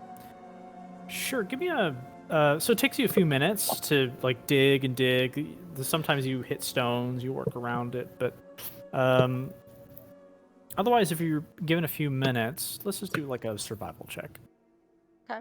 To like basically trying to hit groundwater to some degree, or like Yeah. So you don't just dig. You don't just look anywhere. Nadia, you find a place that you think is promising, where water's sort of pooled around, and you begin to dig, and you start loosening up the dirt. You start pushing apart some stones. It takes you about a good 5 or 10 minutes. But as you rip out some of the earth that's now a couple feet deep or so, let's say, some water almost leaks into your puddle. Or, I'm sorry, your ditch. I'm going to scoop it up with my water skin. Okay. It's murky and very dirty looking. It's not like spring water. It's, mixed with everything, the plant life, the Sediment. dirt. Can I give a sample of it? Like, can I? Yeah, you can certainly take a sample of it. It's not a whole gallon of it. It's something like a pint. Okay. Yeah, she's gonna take a little sip of it to see how it. Tastes like earth. There's stuff in it. Yummy. I think you did say like all the dead bodies are like. Yeah. That'd be okay. She's going to There's push some back. funk. There's some funk to this water. Yeah, she's gonna push back the earth and pack it back into the hole. All right. Yes, Cerdos. It would be great to have another strong arm with us. We actually came with another one, but he's gone now. Thank you. Sounds ominous. Enjoyed your company. I wonder if we'll ever see him again. I guess we didn't notice him. I would say something like when you went to hang out with Bella Luna when you came out of the sandstorm. Yeah, out of the canyon, out of the sandstorm is basically where he stayed. He stayed there at that point. That's how we're gonna play it. Okay. Because that makes the most sense. And I didn't really expect him to not be able to play anymore, so I think that works. Yeah. And so he went with the major forces and is pure knowledge coming back with them. Mm-hmm. I think we should do whatever makes our new friend most comfortable. Mostly staying as far away from the Templars. Maybe. I don't want as a group, sure, yes. I don't want to appear too suspicious, but if you're comfortable with them, then I think we'll be okay. You'll like Kelric. He's nice-ish. Aw, Caloric. There's a couple good ones that we'll point out to you. We can tell you about the time that we ran away from the Bone Claw with him. Remember that, Astos? That was fun. I still have nightmares about that. But everybody made yeah. it. It was fine. Yes, everybody made it. First time. No problems. Thinking back to the chronal shift. And I guess getting splat. It would be nice to get, maybe it would be nice to go somewhere to maybe get some rations, food, supplies before we begin traveling. I've been living in this ruin for a year now and really just surviving by depleting Maynard's supply of extinct fruit. It's not a great opportunity to resupply that I've come across.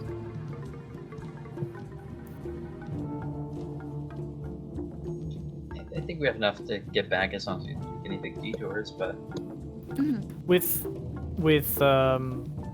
Zerdo's able to help Jenny lead the way, as he's familiar with the area, and Jenny is a fairly good leader in terms of navigation.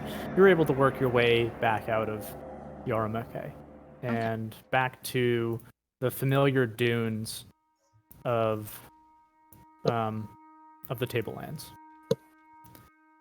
And just to get you some visibility, Ryan, there you go. Look, guys, Just in case you want to following us. look at things or whatever. But you're back out of Yaramuke to the familiar sands of the Tablelands. You're still north of Rom, about 4 days away. I think we'll probably do this traveling fairly quickly since we've spent a lot of time having fun traveling here. Mhm. And but I'd like you guys to tell me if there's anything in particular you do for these 4 days. Keep in mind, you don't have free time. It's not downtime for you to do, let's say, like creation activities or that sort of thing. But otherwise, you can tell me what's going on.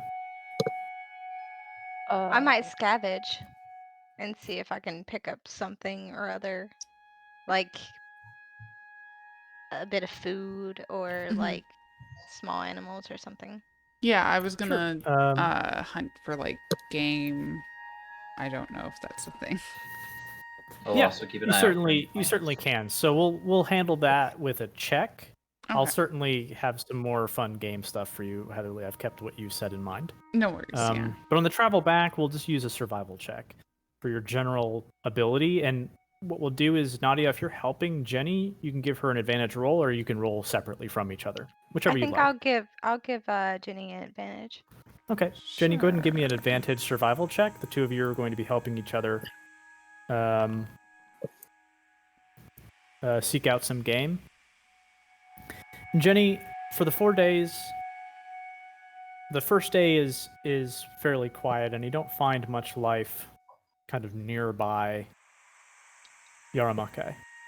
However, on the second day, you find an array of dune crabs that sort of Ooh. break out of the sands momentarily. They're fairly rare to see, as they tend to burrow as soon as they see any danger.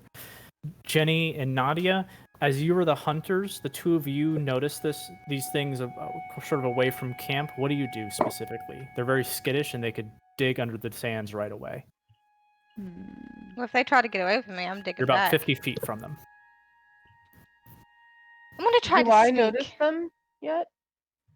It's just the two that have participated in the. Okay. Yeah.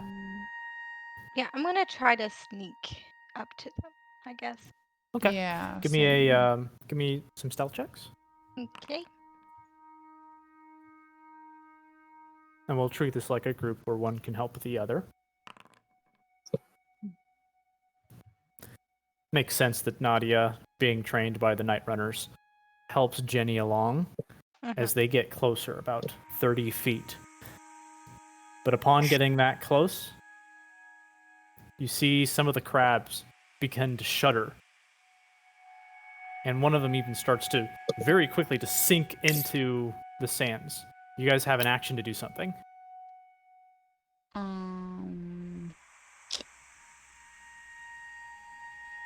I'm gonna dive into the sand if she don't do anything. I'm going to. Oh my 30 feet away. goodness. I could shoot one with my longbow. That could work, Okay, maybe. go ahead and give a shot. And just give me an attack roll from the bow. And an arrow hits straight into the core of the crab, and you see one's taken out. The rest all begin to shudder wildly. Can You I take a see- shot? Yep, go ahead. Take a shot. And some are like diving into the sands faster than others. Okay.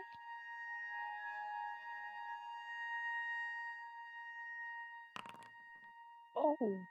Ooh. And another arrow. Can everybody see that shot? No. Mm-mm. Okay, perfect. So another shot strikes true into a second crab, and so two skewered crabs above what looks like probably a dozen or two more that then sink very quickly underneath the sands. You can try to do something else, but at this point, all you see left are like a couple claws or bodies that are now underneath, quickly fading from view. I'll gather my crab. Mm-hmm. Okay, Fine. and so you just sort of jog over and grab the crab you've got. Mm-hmm. Each of you have basically obtained rations for a full day Mm-hmm. between yourselves. Is this something that we have to cook? Yeah, I would say just your passive natures. You understand that this is not something you should try to eat raw. And what are they called again? Dune crabs. Okay. These are basically Oh. sand-colored crabs. They look much like what you would expect in real life, like on a Mhm. shore somewhere. I'll show Fairly one. large. I'll show one to Beastie and say, look what I found. In case she can turn into it, maybe? Question mark. I don't. I've never I'm played gonna a kinda- druid. Sure. Never played a druid I'm gonna before. kind of poke at it. Can I, Tony? Sure, Beastie. So you look at the corpse of this dune crab, and after kind of taking a look at it and poking at it, it takes a little longer to understand something that's dead versus alive. But more or less, yeah, you think you could turn into one of these things. Cool. Would it just be a crab? It'd be a dune crab. Yeah. So it'd be like a crab with maybe some burrow speed. Okay. Has to be Okay. soft sands and like a dune setting. Okay, normal crabs are a challenge rating 0. Is that accurate for a dune Yeah. crab? Yeah, they're Okay. a challenge rating 0. Okay. Then I'll just add a crab and modify it. And that's sort of a taste of the next few days too, Jenny and Nadia. You're able to cover the rations of 2 days. The rest of you need to consume your rations. Moreover, at the end, the last day, or I should say second to last day, there's 4 days that you travel, you find water rations that last you a whole day. Basically a very small little dribbling spring. That's good because I was gonna run out. Yeah. Cool. I'm just gonna trust So you guys to reduce rations, Mhm. your own Is it- way. If you Was if it you come 4 up short, days let me know. total of travel? Yes. 4 days total. If you weren't able to hunt on your own, if you do hunt, separately, you can try. The reason why I didn't give disadvantage is because we have somebody who's a natural hunter, the background. Otherwise, you're hunting at basically night because you're marching during the day. More or less. During this, can I keep an eye out for plants? Sure. Give me a nature. Actually, give me a perception check. So the cactus fruit Maynard gave me was enough for 1 day, right? Yes. Okay. If anyone is short on food or water, Beastie has some packed on Francesca. But also, now that I'm familiar with that cactus, I would like to ritually cast, just as... Do I have to stop, or can I do that as I'm walking?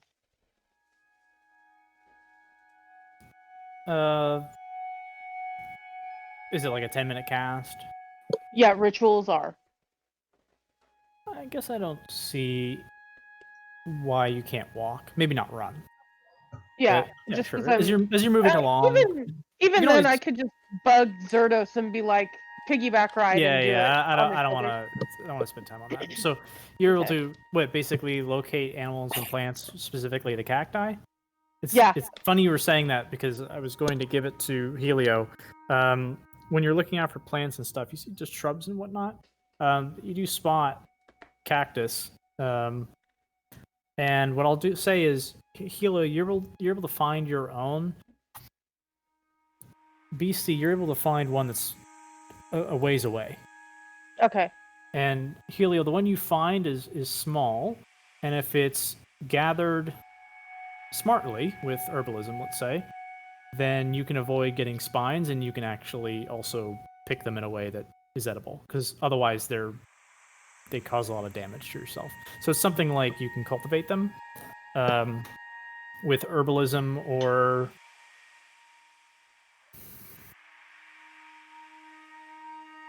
I want to use herbalism more, but I would say a disadvantaged survival would work as well. Okay. If Beastie is near, I'll try to get Beastie's attention because I don't have herbalism. Okay. So I Okay. will gesture over to Beastie and see if she can assist with this. Okay. Yeah, Yeah, I just can do give me that. a roll real quick, and we'll handle both. I don't want to spend too much time on this. Okay. Herbalism kit as what? Like wisdom, medicine? Yeah, as if it's medicine, let's say, or nature. Okay. I'll let you choose one. I know one's intelligence based or one's wisdom based. I'm okay with either. Okay. So BC, you're able to expertly with your little tiny fingers, pull all the spines out of it without hurting yourself, or like hacking the cactus in a way that's really reduces the ability to keep. And what you're left with is a piece of cactus that's cut off at a certain end, such that if you cut off slices, it'll last longer. And you've got enough cactus between what you've found and what Helios found to last for all of you for a day, and one person. Helio being the one person that's a little tiny cactus thing he found. Does that make sense? So everybody can basically pull back a ration to themselves, and Helio can pull back one more if you do things evenly. And water, right? Don't the Yeah, cacti and do water they too? actually do have water within them. Nice. Very nice. I was also going to just occasionally ritually cast locate animals and plants and check for that fucking bone claw. Sure. We'll I say want to that make sure it's not within 5 miles of us. we'll say that you're sort of continually having that on, and you Oh, yeah. might. Do you choose to go through that same passageway, or do you go like the way the Templar go? With Templar go. Okay, great. Yeah. So you avoid the ridge, and Beastie, you do get a hint that thing is on the edge of where you were, sort of 5 kilometers or miles out from, where the Templar are, is where that beast is, and it seems to be. I don't know how much it tells you. If it It tells you tells if it's me moving the or not. location. Concentrating on the voice of nature in your surroundings, you learn the direction and distance to the closest creature or plant of Okay. that kind within 5 miles. Perfect. So it doesn't tell me if it's moving. it tells you, although if it tells you the distance, And it if I'm moves, doing it over and over, yeah. you can sort of triangulate if you're smart enough to figure that out. And so, and I think you're smart enough to figure that out. So, it's more or less staying in the same place. Excellent. Is how it feels. If you said you were casting this over and over, so you'd be using your spell slots and that kind of thing. And can I get a? Actually, I'm going to use a passive here. Can everybody mute themselves except for Jenny? And Ryan, you don't have to do this since you're just a spectator. Oh my goodness. Okay. So please mute yourselves.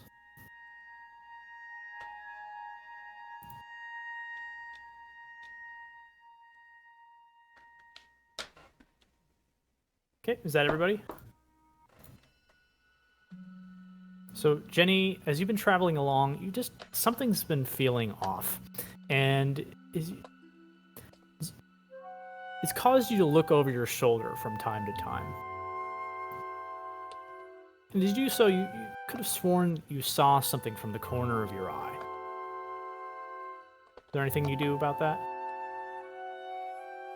Yeah, I'll stop and look for it. So, the group kind of moves along, and maybe they notice that you broke off, but people break off all the time to go hunting or search a little bit off the road to see if there's plants. You do the same, and the party continues moving on. And I'd like you to do a survival check. Okay. As you try to see what was it that was there, checking for tracks, that sort of thing. So, Oh, please give me advantage because of the yes. location that you're in. Right. Perfect. And so, as you check around, you find prints of what seems to be like a tembo. But the prints are particularly large. Give me a nature check now. And this can also be with advantage, because these beasts are indigenous to this region, your favorite terrain.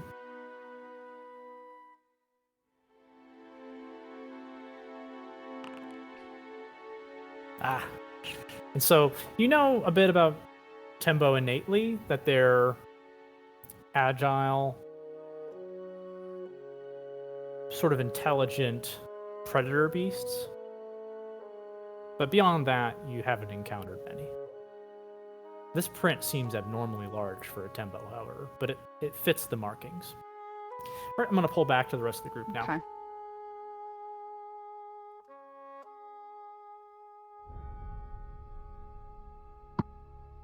Okay, everybody's back.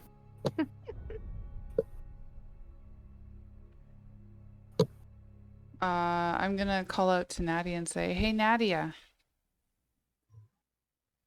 Yes. come look at this." She brings you over, and you see Nadia tracks. You can go ahead and roll a nature now if you'd like. Okay. Are you trained in it? Oh, let me. If not, then see. actually there'll be no roll. No, I'm not. Okay, so you see tracks, but you don't.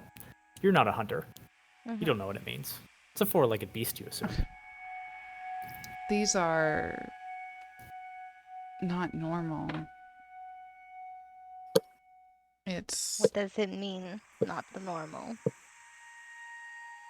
it means She kind of looks all the way around. This is not normal. Yes, I know. And you see like Jenny's kind of like excited and she says this could be very fun, and she says there's something out here that we could hunt. Get rations from it.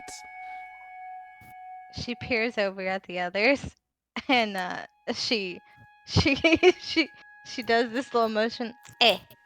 You Mia. I'm gonna go over. Jenny, judging by the trail, it looks like it's been following you for some time. Oh shit. This may not even be where it's from. There's yeah, I'll definitely point that out and be like, plus it's following us, I think. It's real What's hot. following us? This desert. Can't wait to get out.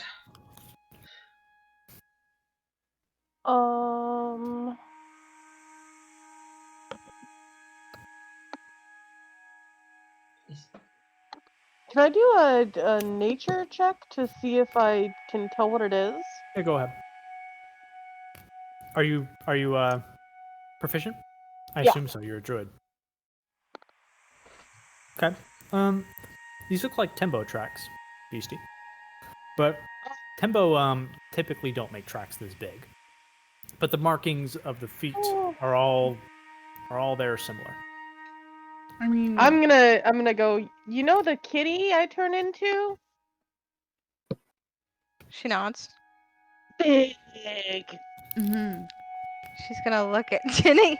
Are you sure about this? You said it's following us?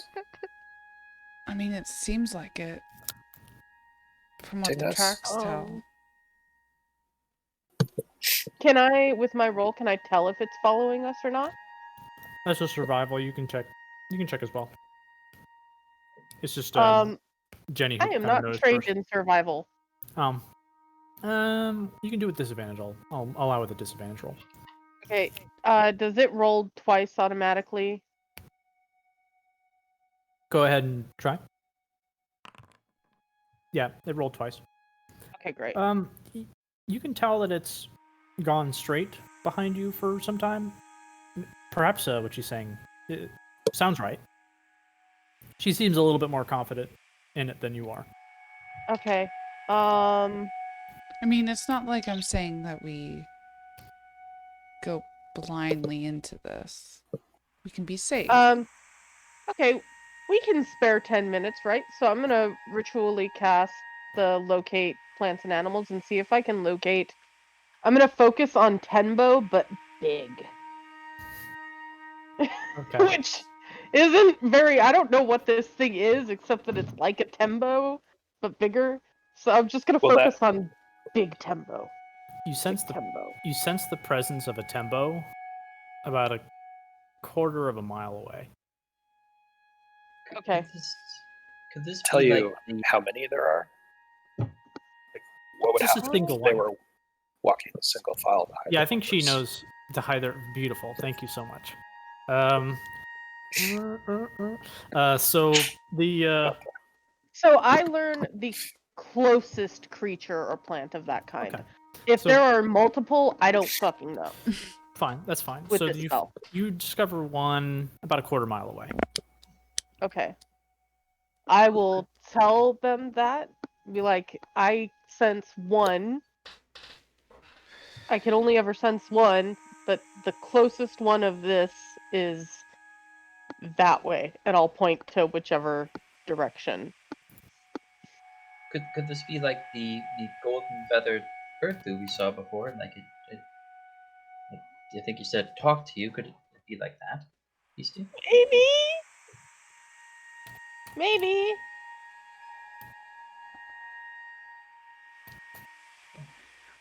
Well, I promise you'll get something good out of it, Astos. I mean, food is always good, especially on these long hikes. Wouldn't be Carnivore meat opposed. is Plus, kind what's of. wrong with ugh. a little excitement? Wait, if I see the really big one, can I turn into it? If you I don't know match what the CR CR, it if you is. if you match Yeah, the CR criteria, I'm up to what, a half? What? you're a lesser. I mean, a quarter? really, what it is like a juvenile. And Yeah. My maximum, I think I'm up to like half now, like a half CR. and Astos, you see Jenny's I like pleading with you, please. Yeah, you see him kind of like look back at his big pack on his back, and I was like, okay, it's fine. I don't mind Beastie's another more day or two excited out now. here. I wanna turn into the big one. See, it'll be very fun. Zerdos, you'll get to hit something that's bigger than you, probably. So do you? I'd rather do you try encounter it to? on our terms than it's. Yeah, Yeah. I want You to try attempt to and follow its tracks. Yeah. You know. Okay. So as you follow along, I'm gonna just maintain your survival check, Jenny. Okay. You're able to follow it along, and you go for what feels like a quarter of a mile, a half a mile, 3/4 of a mile, a full mile. They keep going. And when they keep going, you notice that they start circling. Okay, this is weird. He's just going in a circle. It? Can't tell from the tracks. I'll ritually cast it again and see if because it was only a quarter of a mile away. See if I can sense it closer or Sure. further away. Oh no, You cast it. Jenny has a bad feeling. You cast it, and the creature is about a quarter of a mile away. So, is it like the direction we came back from, or? No, it seems congruent with the trail that it's making. You know, so it's like something like if you were heading along this path here, right? It was following along, and then you followed it, but then there was a break. Moves along here, moves along here, moves along here. So it's changing direction. If that beast is smart, like the Urdu, I mean, it might know that we're following it, and either tiring us out or just keeping distance.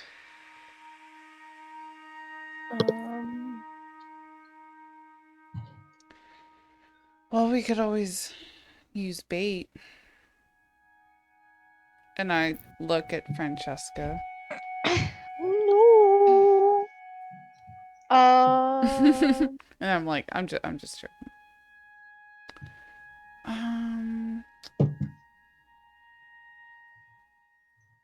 God, I wish I was as smart as my character to figure out how to track something. Shit, why did I pick a survivalist character? I'm gonna go. What if I turn into the little one? Cause then I have keen smell, and I can maybe track it, and maybe I can sniff it out if I'm it. You certainly are already tracking it fairly well, thanks to Jenny. Mm-hmm. But you can turn into the creature if you'd like.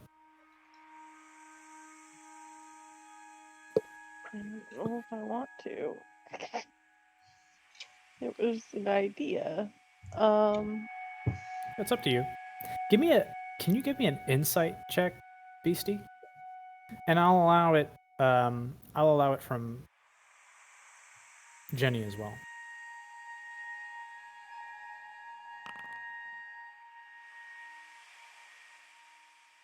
And Jenny, this is a strange circumstance, but I'm going to give you advantage on this. Oh. Oh, looks like you won't need it. Jenny, this beast has never been downwind of you, the way that it's moving about. Is it following us? And I'm just gonna turn around. This one scout ahead if Ginny wishes.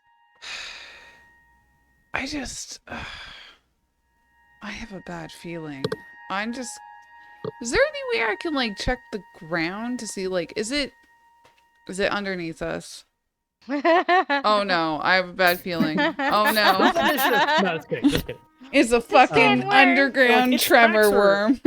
I mean, it seems to leave tracks, right? Okay. So there have been times where you swear it's attempted to kick sand onto its tracks, that sort of thing. It seems smart. This thing is too smart.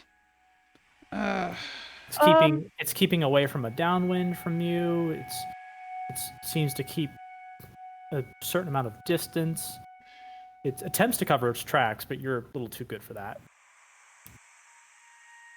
Do you think we could set up like an ambush? If it's following us, some of us can try and find a place to hide. And if you can. Yeah. Draw. Is there any like large rocks around? Mm-hmm. Yeah, I was about to ask Just- this question. Out here in the dunes, not so much. But if you go further south, closer to Rom, there'll be plenty. Is that something we can reach within like the day, or does this thing? Is it like following us for days? Jenny, you think it might have followed you for more than a day. But in term for your question of like how far is Rom, I'd say it's about one more day away. We've been doing some traveling at this point. Okay. Do you temple hunt at night or day? Are you familiar? Do you have a nature skill? I do. Sure, roll. Now that the party's identified it for you, you can see if you have any research knowledge about it.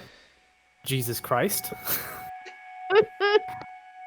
Is Let me it just natural reveal this. 20? Roll an int-based thing, you say to the He's wizard. like, hold on, let me do some 5-head shit right now. I will now reveal the. I will now configure the permissions so that you have access to the Tembo sheet. Here it is. You can switch to the text. Oh no. So this is what you know, I Helio. love it. Agile, deadly, and intelligent. Male Tembo are mostly solitary unless in mating season. Females tend to watch the cubs until they're ready to hunt on their own, and then they sort of kick them out. Tembo tend to stalk in hopes of isolating a weak member of a group. And in some cases, a maternal-led group of juvenile Tembo can ambush. The ones that don't fall prey to ambushing Bone Claw, which tend to be a natural predator, can grow especially large. And you know these Astos as called bristled Tembo. They tend to they sort of start to get like shell-like hides, bristling with spines. I will relay this. I'm gonna look at the group and go, "Who's the weakest?" Also, I'm gonna just send you a short message, Astos. Yeah. I hate to say it, but there's this SNL thing where like they ask who's the weakest classmate, and I hate to say it, but I just want to like slowly point at Astos. Sorry. Yes, Because of the AC Yeah, only. well, it's either Astos because Message sent. he's weak. As elf boy. BC says that, I kind of start sliding behind Zerdos. Oh, but then Jenny thinks about it and is like, Beastie has Or little me, legs because I'm though. tiny. Yeah, because you're small.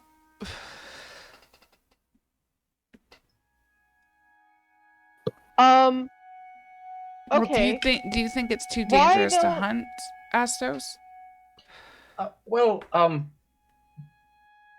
They can get quite large if, like this one, from what you and Nadia have said, if they get really old, they can use psionics as well. But I haven't seen it, and I haven't really seen old Tembo before, so I would definitely say high on the danger. Yeah, very high. We should just go, or just right close to Ram. I mean, What we're is right the there. fun of that? My back's a little sore. I mean, Well, we can always go to Rom and hunt it later. Or something. Maybe. Nadia's I mean, just gonna plant herself and she's gonna cross her arms and look at Astos and then shake her head. we're already here. I'm just gonna set my stuff down. Helio, you can can you swear guys- just on the horizon is the promising, faded look of the city of Rom, Astos will set his stuff down, leaning and looking at it. tempting you with a measure of safety and comfort. So I'm gonna tug on Zerdos's cape thing and be like, you should take that off and throw it over Francesca, and you guys should like hunker down in the sand, like dig a little pit and hunker down, and I'll kind of kick some sand over the tarp thing to kind of hide them, and I'll act as bait and walk like, I don't know, 50, 60 feet away from where they're hunkered down in the sand. That could Is work. there something Essentially we, digging them a little like trench in the sand for them to get down into and kind of lead Francesca down into, and cover them over with the tarp and some sand on top to disguise it. are we sure that we should be hunting this thing that is hunting us? Could be fun. What do But it could be Well, dangerous. either, like you said, better to face it on our terms than to have it ambush us tonight when we're trying to camp.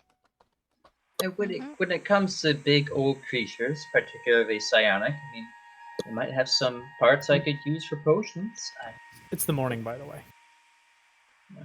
Nadia's gonna give a gentle tap on Astos' shoulder. There you go. You're learning. But I happen to have one blessed vial from Our Lady of Ram that will allow someone to go out of sight for a time being. Hashtag blessed. Hashtag. Alec was giving me some of the prayers to Our Lady, so if anyone wanted to go out of sight for maybe about an hour, I could do that as long as I administer the prayer too. Honestly, I think the best use of that would be for Astos.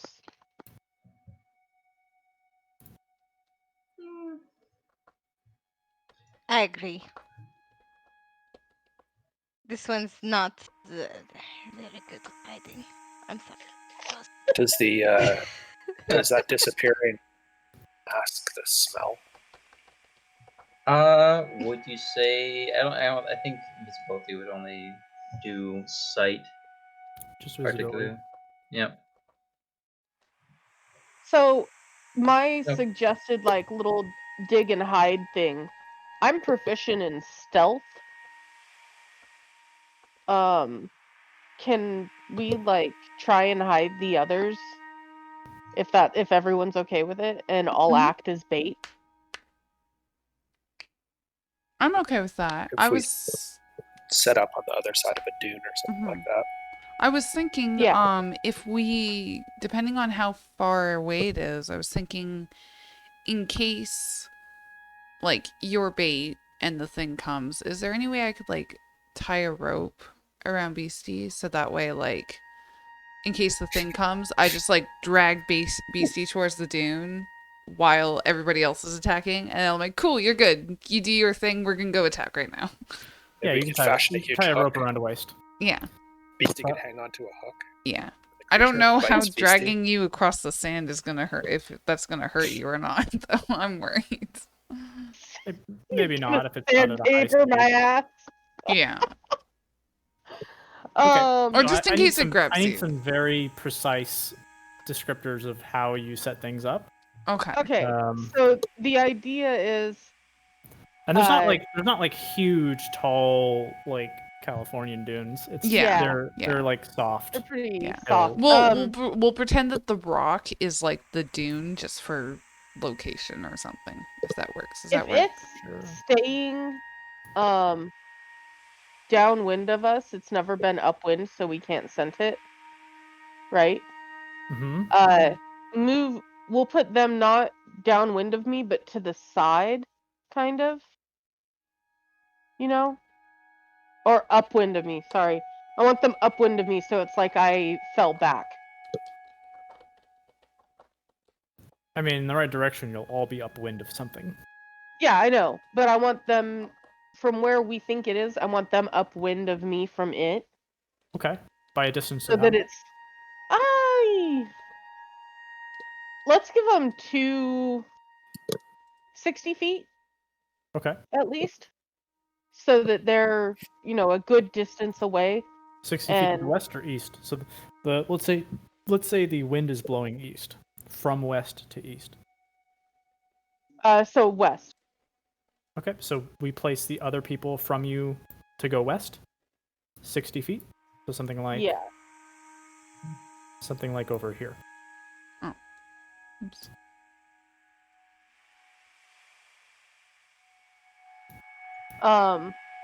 And yeah, I think that's... And I would say, the way I would do it if I were them would be to find a dune that's a little bit of a dune and dig a trench behind it. Get down in the trench, throw the canvas over you, and scoosh some sand over the canvas. Okay. All right. And I'll just kind of sit here like kicking sand and looking sad and childlike and weak. Okay. Given that you're survivalists, you know that if the wind is blowing from east to west, the creature is west of you, because, as you remember, it's been keeping it away that you can't scent it. You said west to east, right? East to west is the wind blowing. So in order for the creature to be upwind of you, it would need to be to your right, but it is in fact to your left. Okay. Because it's been presumably keeping its scent from you. Yeah. Okay. So we would We have could, to just switch. swap it if that's what you're. If I like, wanted Yeah, them, we wanna I wanted switch. That them was further away from it and me closer to it. Here's what I'm gonna do. I'm just gonna do this. Yeah. Okay. Let me see. Yeah, that's why I was gonna say we're gonna use the rock. That's what you're looking for Yeah. in that case. Yeah. So I that your want them- scent is slightly stronger than theirs, let's say. Mhm. Yes. And it's like I got left behind the group Sure. is Okay. what I wanted. So let's Yeah. do it now. So I Okay. want UBC to roll a perception check as you're nestled down and they're just waiting to be preyed upon. I'm kind of walking a little bit back and forth in circles. Sure. As though I'm like, they left me. And- But I'm gonna try and be ready for this. Okay. And what eventually appears is a hulking animal. Seems to be very cautiously. You rolled a nat 20 on your perception. Oh yeah. I can't actually place it so far because the map won't let me. So I'm gonna place it in a way that's not true, but it's like this is what it looks like. This sort of hulking animal. It seems like it's actually too small. Hold on. There we Big go. kitty, I love him. That is like you see its body is very low, and if it weren't for just this perfect moment of keen observation, this tiny dot on the dune horizon, you see this creature low, just crawling towards you, very patiently, moving very slow. And you see its body is sort of speckled with this black, anywhere between this sort of almost blackish brown color to this sand-like color coming towards you. And when it gets to be about here, let me roll something.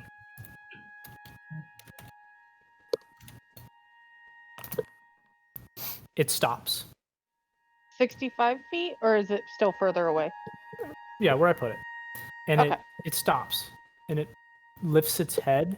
And you see it going.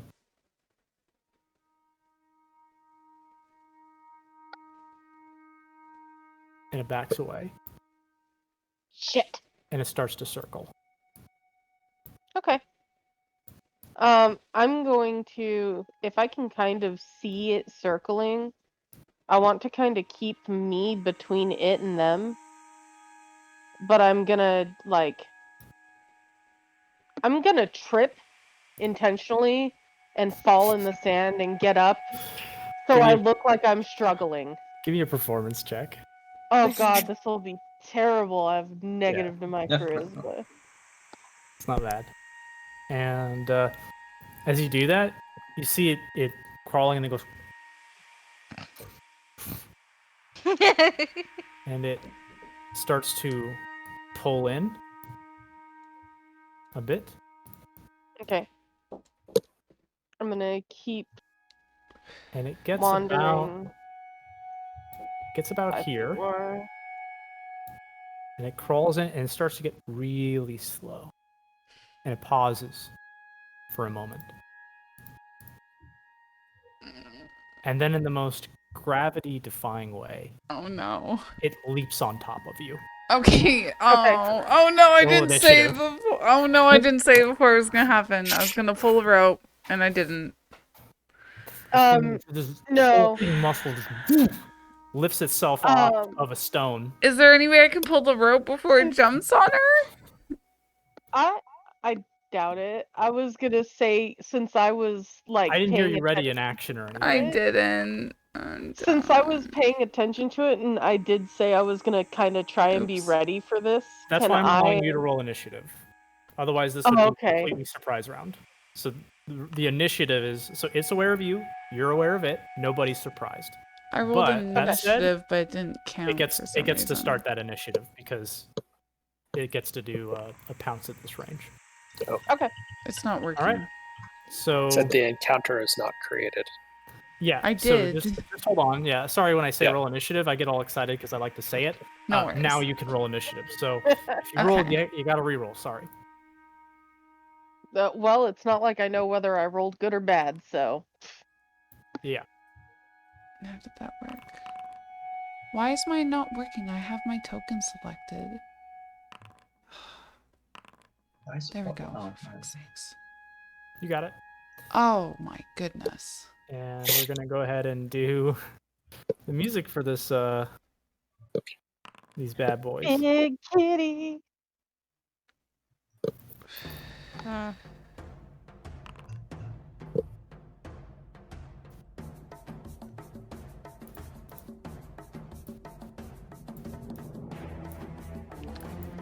Oh, here we go.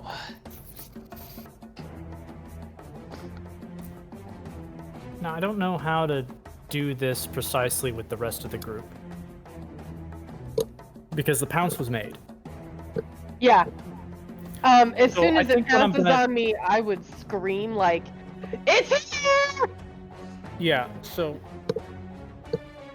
I'm assuming it would attack her first as like surprise. I'm thinking like they get to trade blows. Yeah, I think one round at least. Yeah. That's the way I'm seeing it. Yeah. So surprise round. let's do the initiative with the two of them first. And so the Tembo Beastie is doing a pounce. Mhm. And the first thing it does is it lunges with these massive claws towards you and hits a 20. That will hit. Okay? I need you to make me No, wait, no, that doesn't work in this version anymore. You are grappled. Okay. And you're grappled in such a way that you're pressed against this like spiny hide. It seems to almost rip and tear your flesh as you're pressed up against it. You will take 14 slashing damage from the paws, Ooh. and you're grappled. Okay.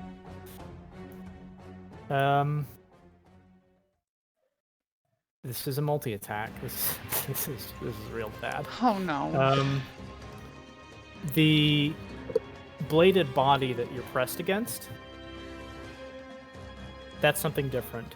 But it's going to go in and try to bite you, and hits a 12. So That as doesn't hit. as it goes to grasp you, you sort of pull yourself out of the way, and this just massive maw smashes into the desert. All the sand displaced as you're sort of obscuring the vision just for a moment.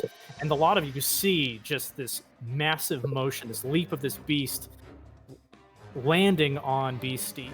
This puff of sand flying up from all the displaced weight.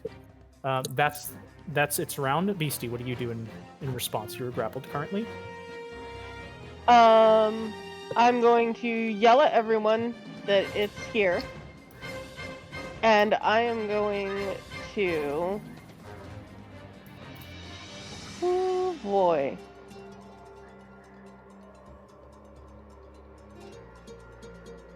No, I want those. I'm gonna bonus action heal myself because I haven't started the combat yet. Let's just move through Okay. this properly. There we go. Oh, I don't know what I rolled for that because I forgot to excuse set me. it. Yeah. Sorry. I'll just, when you do heals, I'll just reveal. Okay. So 6 to yourself. Is that what you did? Yep. Bonus action heal myself, and then as my action, I'm gonna turn into my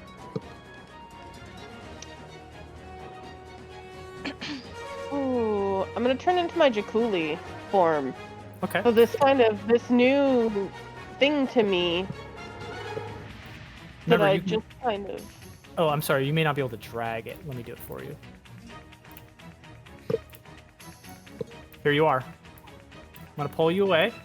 There's your little Jakuli. Do you see yourself? Yeah. So, you press a hand on the wound that it caused, and you see some of the markings close. And as you do so, you speak a sort of word of druidic, and your body starts to morph. You feel your body lengthen, your skin scale over, and also you pull yourself out of the grasp of the creature to become something more diminutive. The Jakuli. Okay, that's your turn. It's actually large size. Is it really? Yeah, they're large. I'm kind of fine with keeping it medium unless you want to Okay, be large for no. some reason. That's fine. That's Okay. absolutely fine. Yeah. But in my mind, like from the past games I've done with Jakuli, it's a medium creature. If that's a problem, like we can make it large though. No, I don't care. That's fine with me. I Okay. just want those that cushion of those Yeah, I temporary mean, hit if points. it like grapples or swallows or something, we'll probably change it to large, just because that would be like a sort of necessity. Okay, so let me know if it grapples or. I am Does grappled. No. Do you Oh. have a grappling or swallowing ability? No, I do Great. not. We'll keep you the same. I just size. have a spring thing I can do. Yeah. Woo! Yeah. Okay. Long snake goes fast. So we'll start the new round. Nadia, you see the chaos ensuing from a distance. What do you do? I'm gonna peek out and see if I can hit it with my short bow. Go again to the shot. Oh god, I lost my mouse. I'm a snick. Short bow.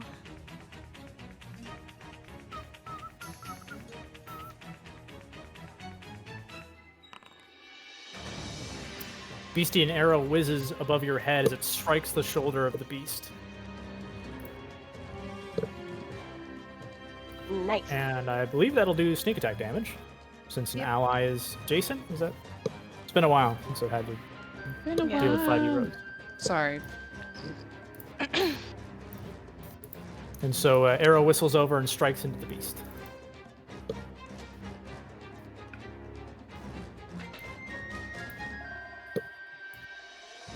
And that ends my turn.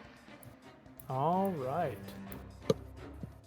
And so next is Jenny. Yep.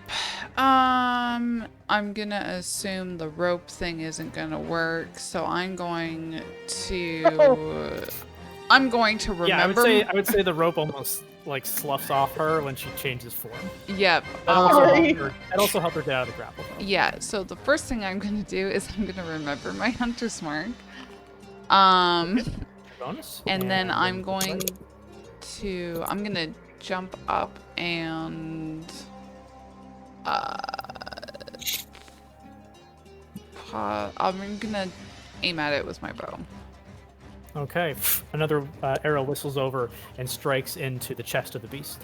Okay, and then I'm just going. The arrows look so little in this large creature, but you are getting a response, and you can see it sort of snarling. Okay, and then I'm just going to climb up and say, well, seems like it's gonna be fun, and I'm gonna go up 30 feet to go help Beastie. Astos. Okay. I'm also going to move up. I'm still getting used to my drawings on here. But at the bottom of the map, that is my grease, and I will be putting it on the creature. Okay. I'm not so good at figuring out how to use these tools yet. Select One more time on that. Yes, you should be able to select the drawing itself. I can do it for you. Like that? Yeah. A little more further to the right, so only like the mid-section hindquarters of the creature are greased up. So. Like that? Other way. One more of it. Yep. One more to the right, and that's it. That's what I want to do. So a dexterity saving throw versus 14 DC. Okay. She's probably going to succeed. It does, and so it sort of the sand gets caked in this oil, and it starts to like basically just throw its legs and rip up the sand and get its own grounding again. Okay. And I'm going to move over 30 and call that good. Okay. Its turn. It's just going to focus on you, Beastie, as you're the quote unquote weak link here, and so it will. Oh yeah, you're not grappled. That's right. Perfect. And so it's going to attempt to strike you again for 20. That will hit. 10 slashing damage as it rakes a claw to the right, slashing across your abdomen, your neck abdomen. Okay. And that places you in a grappled state again as it locks onto you. It places the palm down and then goes for a bite on the head. And hits an 18. That'll hit. And so it clamps its this heavy jaw onto your head for 10 piercing damage. That'll knock me out of the Jakuli form, which is fine. I only wanted it for that cushion, that HP cushion. Fair enough. So I'm gonna pull the snake away. Feel free to apply the rest of the damage onto Beastie. Mm-hmm. Is she grappled again? What's that? Is she ungrappled? Yeah. I'm fine with that. Yeah, as I change back into... He's like sort of getting angry and snarling as you like sort of plop underneath the old form into your new, in between its jaws and the one claw that was holding. I keep foiling its plan. Okay. And as others approach, you can see that it starts to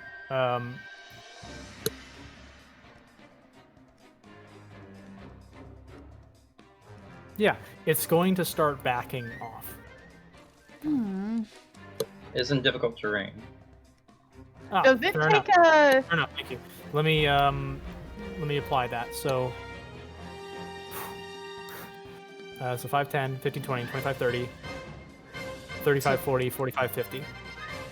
And do I get a attack of opportunity? Is You it? sure do. But you can't do it with a cantrip, just to let you know.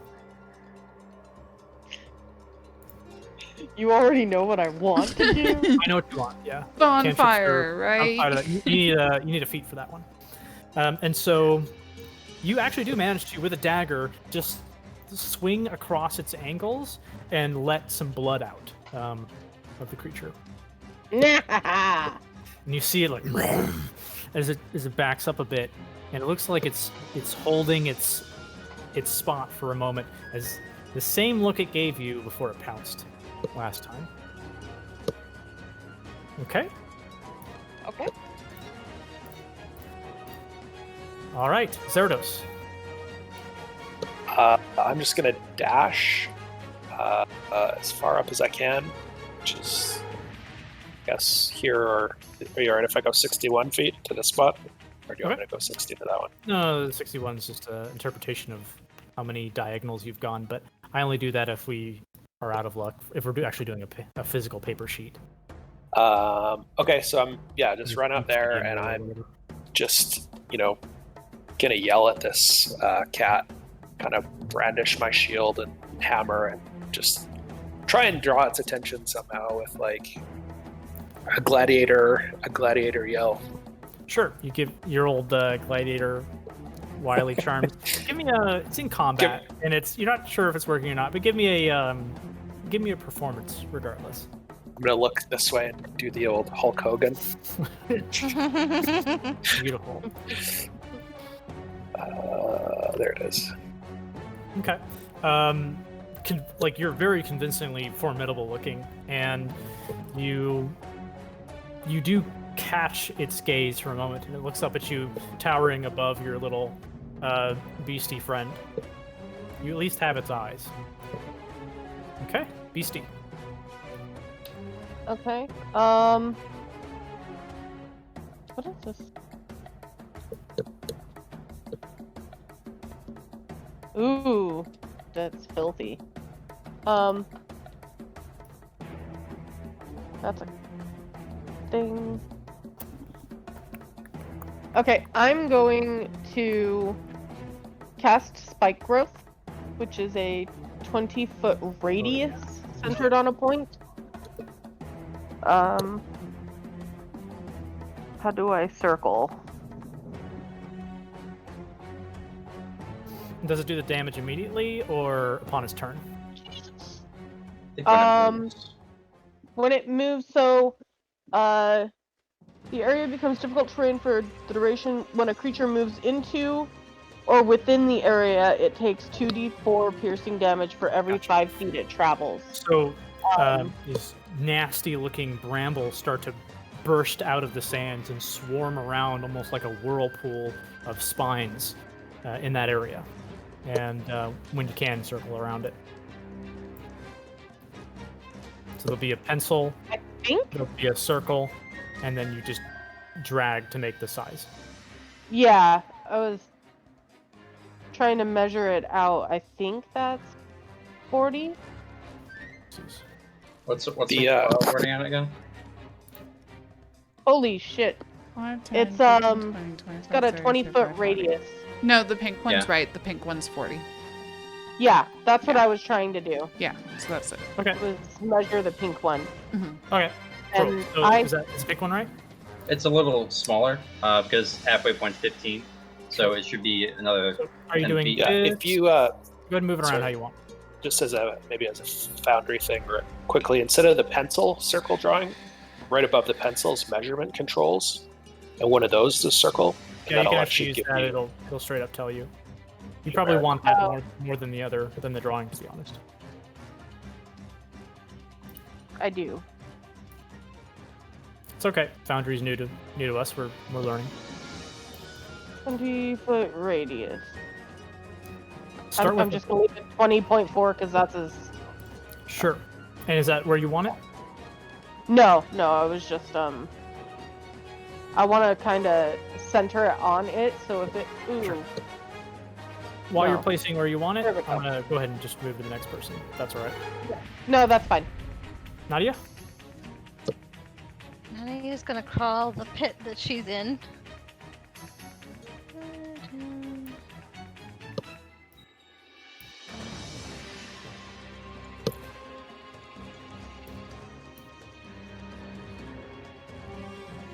And then she's gonna take a shot at. Okay.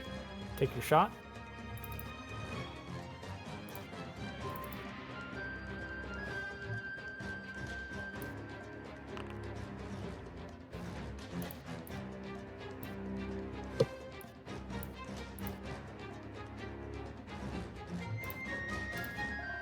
Okay, sorry for the wait there. I was just doing something, and now another true shot that strikes it. This time into its leg, its front left leg, and it gives out a yowl as it hits. And you do a considerable amount of damage there, buddy. Mm-hmm. Don't fuck with Rogue. Oh wait, that's applying sneak attack, which you do not have at this time. Right, right. So only apply healing. There we go. It's been unbludgeoned. So, next is Jenny. Jenny is gonna keep rushing forward, I guess. Let's see. I'm gonna just move. I'm just gonna move over here and I'm trying to think if there's a way to like get it to run this way.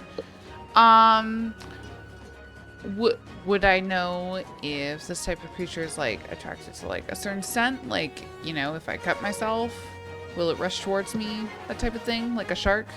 It's attracted to weakness. Okay, I'm gonna take my dagger and cut my hand. Why not? Okay. You do 1 slashing damage to yourself. Okay. And your hand's bleeding. Okay. And then I'm just Gotta gonna feel yell something. at it. it I'm goes just like- gonna yell at it. I mean, there's lots of blood in the air thanks to Beastie at the moment, but you Yeah. yell at it, and like it sees like all these different people kind of coming up on it. Okay. Okay, Ostos? Oh, Yes. anything else? Nope, that's it. Okay. Altos? I'm going to drop concentration on grease. All right, go Okay. Yep. And I will run over to Nadia, and since it's her, I'll just kind of pat her and cast invisibility on her. Okay. And And she disappears. I'm gonna say, "You have 1 strike. Make it count." And I'm going to, for getting that creature to stick around, and for my own purposes, run away. Sure. And I'll go prone. Wonderful. Okay. The beast, sort of having backed up earlier, sees this swirling stuff underneath it, and actually, does that need a check? No, so I believe it does. it can see the area when I cast it, so it doesn't. It can see the area when you cast it, so it doesn't? Any creature that can't see the area at the time the spell is cast must make a perception check to see that it's Okay, hazardous. but he can see the he- area, so he sees He it. saw me cast, so he Yeah. knows that it's Perfect. or Okay. she. And so, yeah, it swirls around. I'm just trying to make sure I do the rules right. So it swirls around it, and it looks below, and it sees Zerdos, display, and it sees a couple other individuals racing up towards it, and it gives this sort of low snarl that echoes through the dunes, and leaps away. Leaps? Yeah, it can leap. And what I will do is, though, the act of leaping, I'll apply some damage there. And so, what's the damage on that? Oh, sorry. That. You can click it. And so, as it leaps off, there's a number of brambles that have already sort of wrapped around its legs. As it does so, you see a sort of spray of blood come out from its ankles as it leaps away. And was it here roughly? Is this right? Yeah.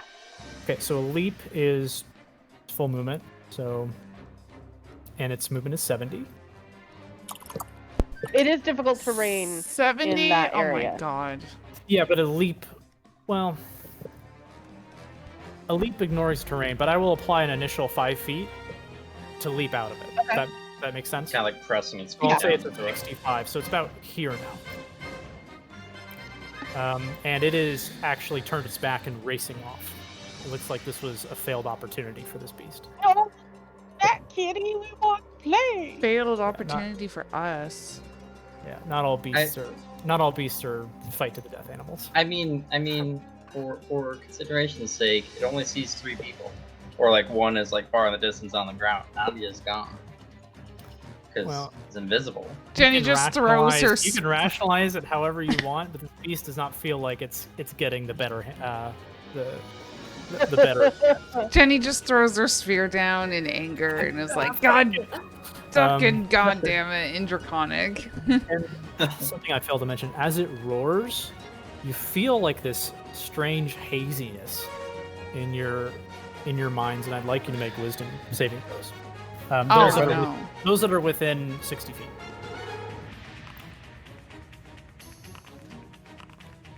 Nice rolls.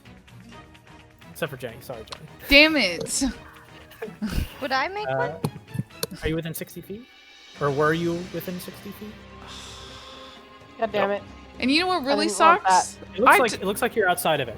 You So know what Jenny- really sucks? I didn't take a feat. I put my wisdom up by 2. Oh. Yeah, you're just a point shy. I'm sorry. Aw. So, as it roars, your vision begins to blur. And, like, you can barely see in front of your nose. It's strange. Oh no. And Zerdos. At that point, it dove off. Do you give chase? It is incredibly fast. I don't It is because I'm blind. Only, No.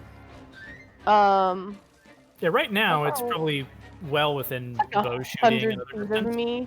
Doesn't look like it's bloodied yet. You can try it. So let's do it. So Zerdos, anything from you? I'm just gonna look down at Beastie, and Beastie's on her feet. You're not knocked down or anything. Yeah, she's on her. And then Jenny looks confused. Oh no, Guess I'll just Jenny's like waving her arms in front of her and she's like, guys, I'm blind. I'm gonna I can't walk see. over to Jenny and just kind of grab her shoulder and say, Oh no. what's going on? I can't see. You're shaking her or whatever. It's all hazy. Snap out of it. I can't see. Get a hold of yourself. So I can't see. yeah, Jenny, you feel Zerdos hold on to you, but this is like his blurred humanoid figure, like faceless. Oh grabbing onto no. you. Beastie. I will just for that on her next wisdom saving throw, she'll get a +1.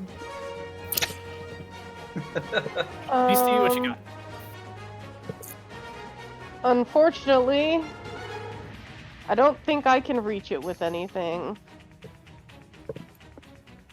And if you run after it, probably. Yeah. I'm going to drop the spike growth. I'm gonna run. I can go here probably. And then I'm gonna recast the spike growth on it. Directly on it. Sure. All right. How did Pereginus get in here? Get out of here.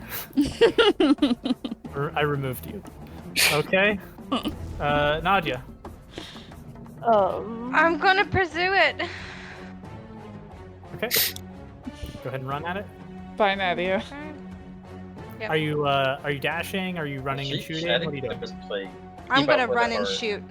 Okay. Go ahead and give me a shot and move 30 feet. We'll break your invisibility. But if its back is turned and she's invisible, well, I don't know if that would give her the Advantage? And what's She already what's has advantage from being invisible. Yeah. Yeah. Double advantage. So then if she has Okay. advantage, she gets her sneak. You sure do. Oh. I'll apply that damage. And that will break invisibility. Yep, she's now broken invisibility. Jenny, your eyes are all muddled. You can shoot now at the end of the round when everything's done. You can roll a wisdom saving throw to break out of the effect of blindness. Okay. I wasn't gonna shoot. Can I use my detect poison and disease to see if this is like a poison or a disease? You may. So you attempt to find within you if there is something that has poisoned your blood or otherwise messed with your system, and strangely enough, there's no poison in your system. Okay. There's something else that has affected you. Okay. I guess I'm just gonna keep rubbing my eyes. All right, rub your eyes. Give me a wisdom saving throw. Add a 1 because of just because.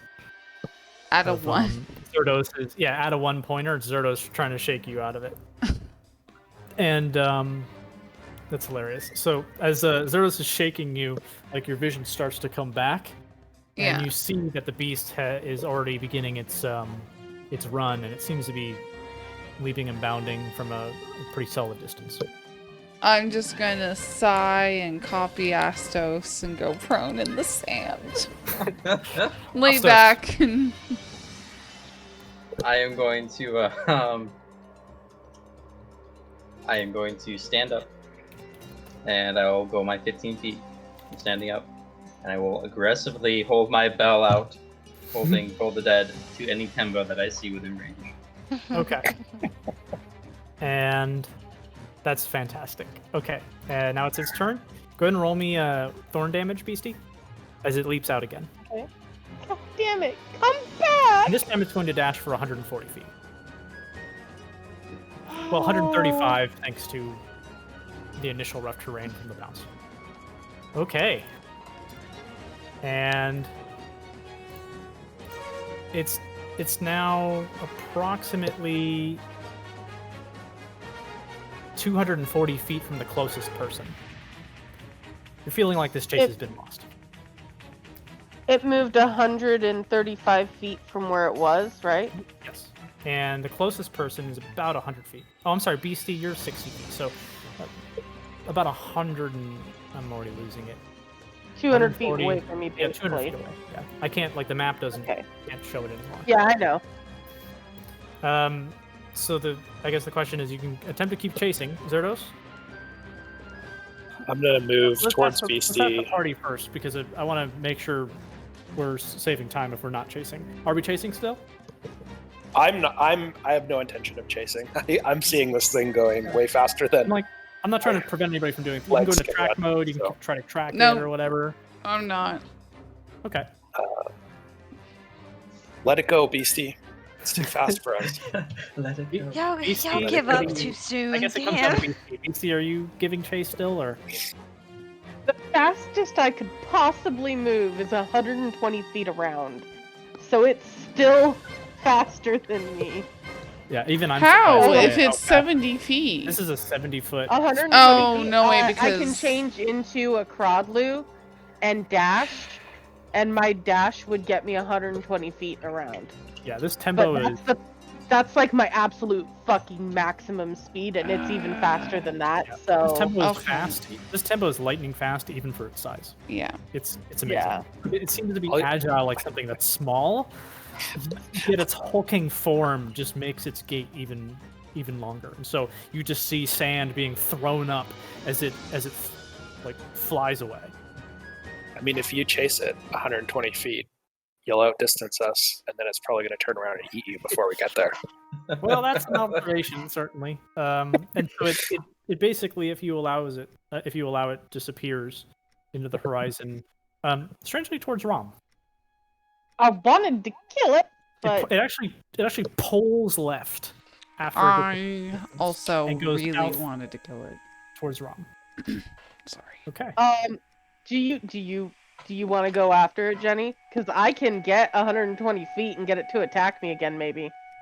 Jenny just sits up because she's been laying in the sand and says, why even bother? Ryan's Okay, reaction. I'll let it go. I'll let it go. And so the sun begins to not to get Pissing to down, afternoon, so- not to get noon yet, but dangers you with the noonday sun. If you don't take a shelter at some point, you'll be at full force of the dark sun's heat. Well, we should probably get somewhere safe soon.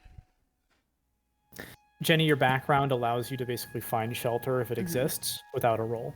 And Yeah. so you're able to find this lone boulder that has a sort of overhang to it, like it's been eroded by time. And you're able to sit in the shade. Yeah, we'll say it's that one. And you're able to sit in the shade and let the dark sun pass over until it gets sort of more leaned over the horizon, and the heat is not so oppressive. I just like using this I stuff. can't. It's fun. Oh, I'm an idiot. It's just fun to use. And Oh, then the bedroll. Yeah. there's There you go. Francesca. Drop a Francesca. Francesca buff activated. And then there's oh, that's a bit big, but that's the fire for the campfire. Now you can choose to short rest during this time, which will allow you all abilities that reset on a short No, I rest, can't as get well rid as of your it. hit die. Oh wait. I will give Yeah, Frank I'll didn't short rest. Feel free to do that now. And once that's done, you'll be able to travel back to Rom again, if you so choose. Yeah. Oops. Oh, wait a minute. Jenny, Don't I as have you're a fucking... Jenny, as you're traveling back to Rom, Mhm. you notice some blood spots on the ground. Mhm. It drips every few hundred feet or so. To the untrained eye, they might lose that subtle trail, but you notice it. Is it along the same tracks of the creature that we just fought? It's more or less towards Rom. It breaks only a slight degree away from Rom. Okay. I'll definitely let the party know. As you I continue am- to travel, oh, go ahead. Bloodthirsty haze. I want this thing. He's like, it's my white whale! And you continue to go, and eventually, when you get quite close to Rom, that trail will break off southward. So Okay. this is the tablelands. Here we are. You are pretty much at Rom. Okay. Just another half hour's travel away. You can even see it in the distance. And then And the blood marks are the blood marks go in this direction, south. okay.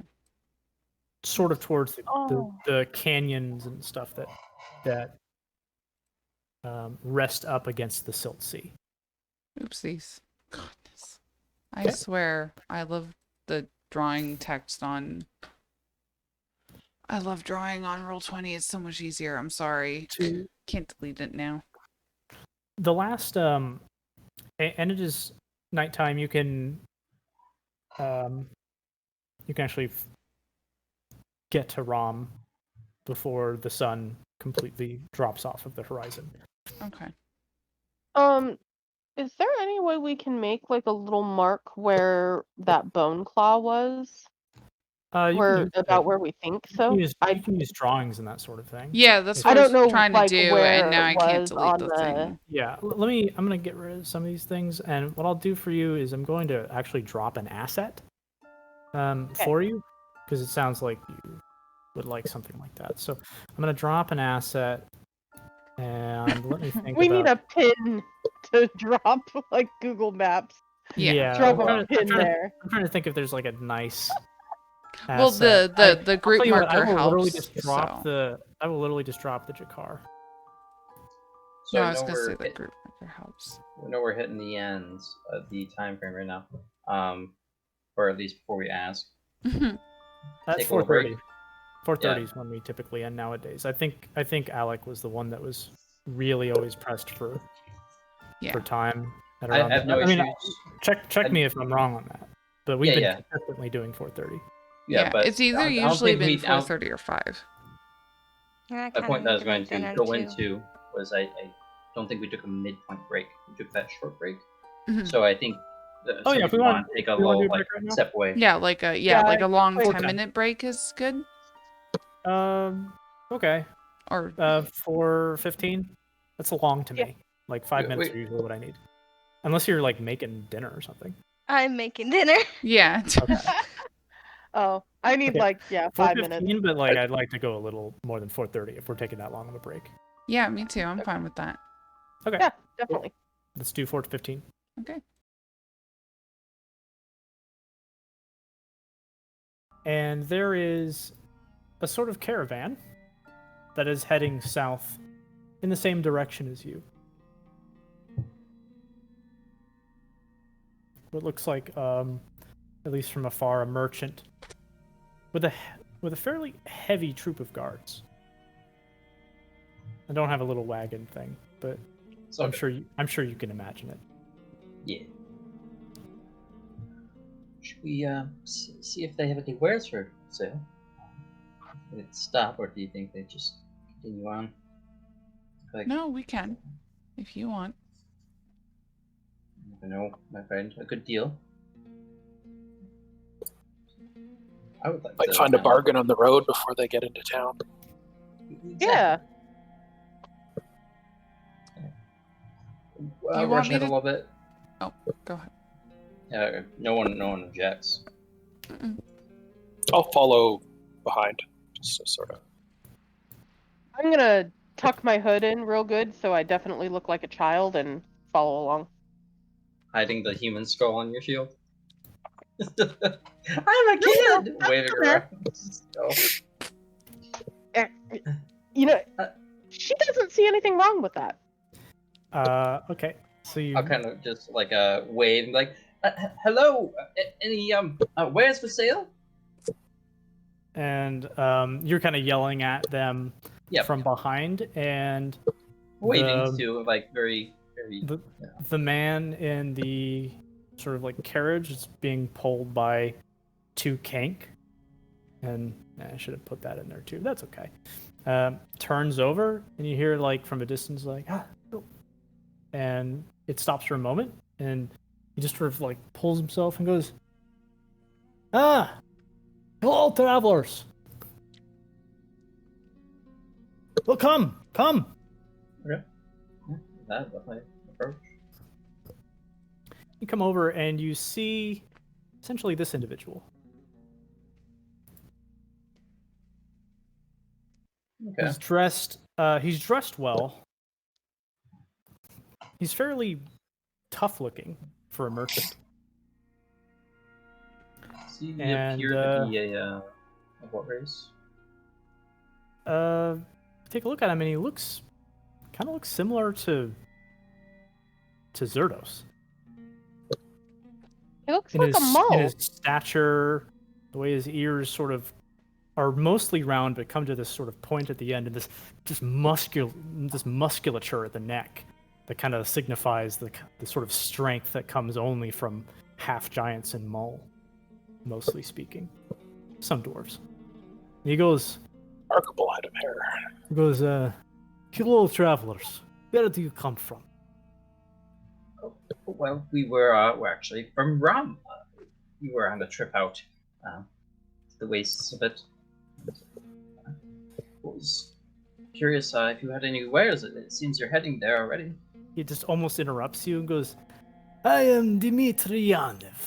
Of course you have heard of me. Oh. Have we? Can't say it. Dimitri. There's 2 people who said they can't say they have, so he's going to respond, unless you have something quick to say. Yana. So is he like the son or father of Grigori? Is his son, or? Okay. Well, no, you don't know that. You just recognize the Yana family. But I'm going to respond to Zerdos and Jenny. He goes, no, you will kill me. House Yanev is famous as sun is hot. Yes, I've most certainly heard of the Yana family. Our sincerest pleasure in being able to meet someone as famous as you. Ah, yes. That's my friend. So, what do you want? To Does it trade? look like there's any goods here? Or It's all kind of covered.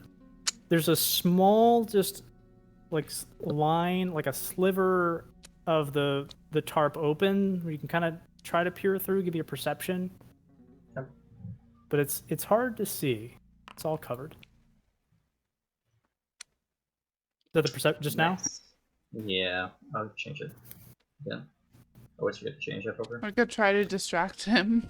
It And be looks- like, seen anything interesting on your travels? We It already looks rolled. it looks empty.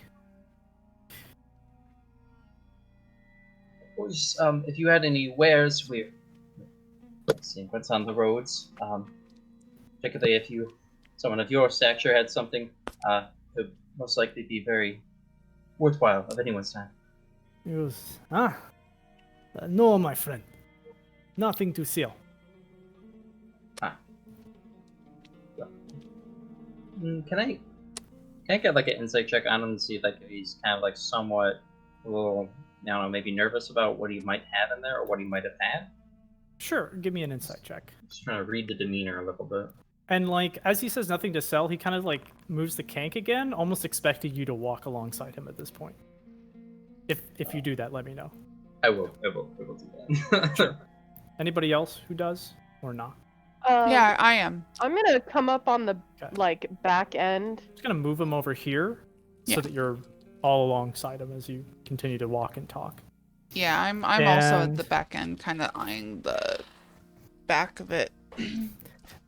Astos, you get the feeling that he's like sort of friendly, like if nothing else, but to like hear his own name be spoken. He seemed to be particularly pleased by that. However, for the most part, you feel like he's regarding you like a mosquito, just kind of moving around you, and he just wants you to go away. Thank you for letting us meet someone like yourself. And now, just kind of like you off. As you move away, he kind of looks over at one of the men and goes, "Look at this fucking shit, eh?" And one of the guards gives a laugh, forced or not, you're not sure. Mm-hmm.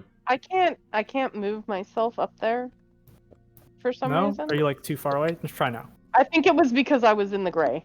Yeah, when you're Is too far in the he- gray. Is he you go. laughing at Astos? You're Right. not sure if it's like at or at the situation. It's hard to tell. He's Um, it's like I'm he just- revered him or at least fake revered him. Astos did, and then he's laughing. You know I'm that. just going to look at him and say, at least it seems that we've had more interesting adventures than you have. And I look at Astos and say, come, shit. we can go to the bar and have many drinks and talk about that giant beast we just defeated. And I'll just walk alongside Astos. He looks over at you for a moment with a sneer, and even opens his mouth for a second, and then closes it again. It just sort Can of keeps a smile that betrays a little bit of anger. Out of character, I'm like, nobody treats our mage badly. Can I perception check the like carriage and the guards to see if they're like worn down or hurt or anything? Like, Medicine. Sure.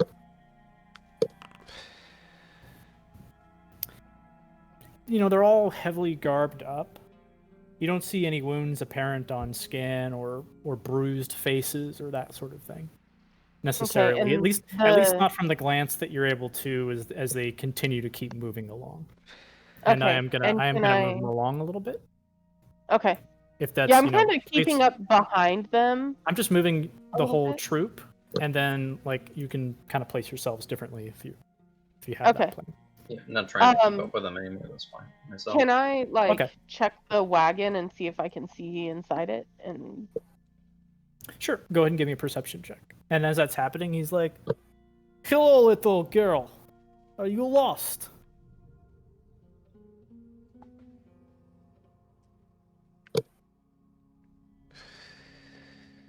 I should be doing it more like, "Hello, little girl. Are you lost?" There we go. Mhm. He's a little She's bit just deeper. exploring. Yeah. Yeah, I'm gonna kind of look in and like. No, are you?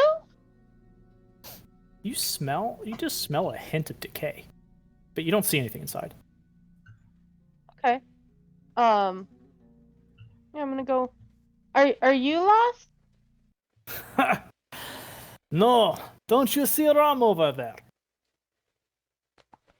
That is my hometown. Where you? Is Where, he heading towards Rom this Yeah, this is the road towards Ram. Okay. I'm gonna go. Oh, I'm not from there. Ah, then you should go to the official district sometime. It is my district. Yours? Do you own it? Ah, the Yonah family owns much in that area. I'm gonna like do the little kid stubby leg thing and hope that they'll take pity on me and let me into the carriage as I'm trying to talk to him. Give me I do have my like pathetic beggar background feature. sure. Then give me a advantaged deception check. where were you headed? mean, Heading I don't from, know if it's- anyways. Necessarily deception. I'm short. I got short legs. It's either performance or deception, but I feel Yeah, like it's deception. Treads both lines, really. Yeah, so you're sort of making this performance of stumbling, but the motive and arguably the stumbling can be deception, so I'm okay with that. Yeah. Sorry, I interrupted. Give me an I'll ask insight after. next, please. I was asking a question, but I'll ask after. Beastie, you feel like the sort of empathy granted by some is just not present with this man. Okay. And he sees you stumble, and he gives a small chuckle. Goes, watch where you're going, girl. You're likely to get trampled.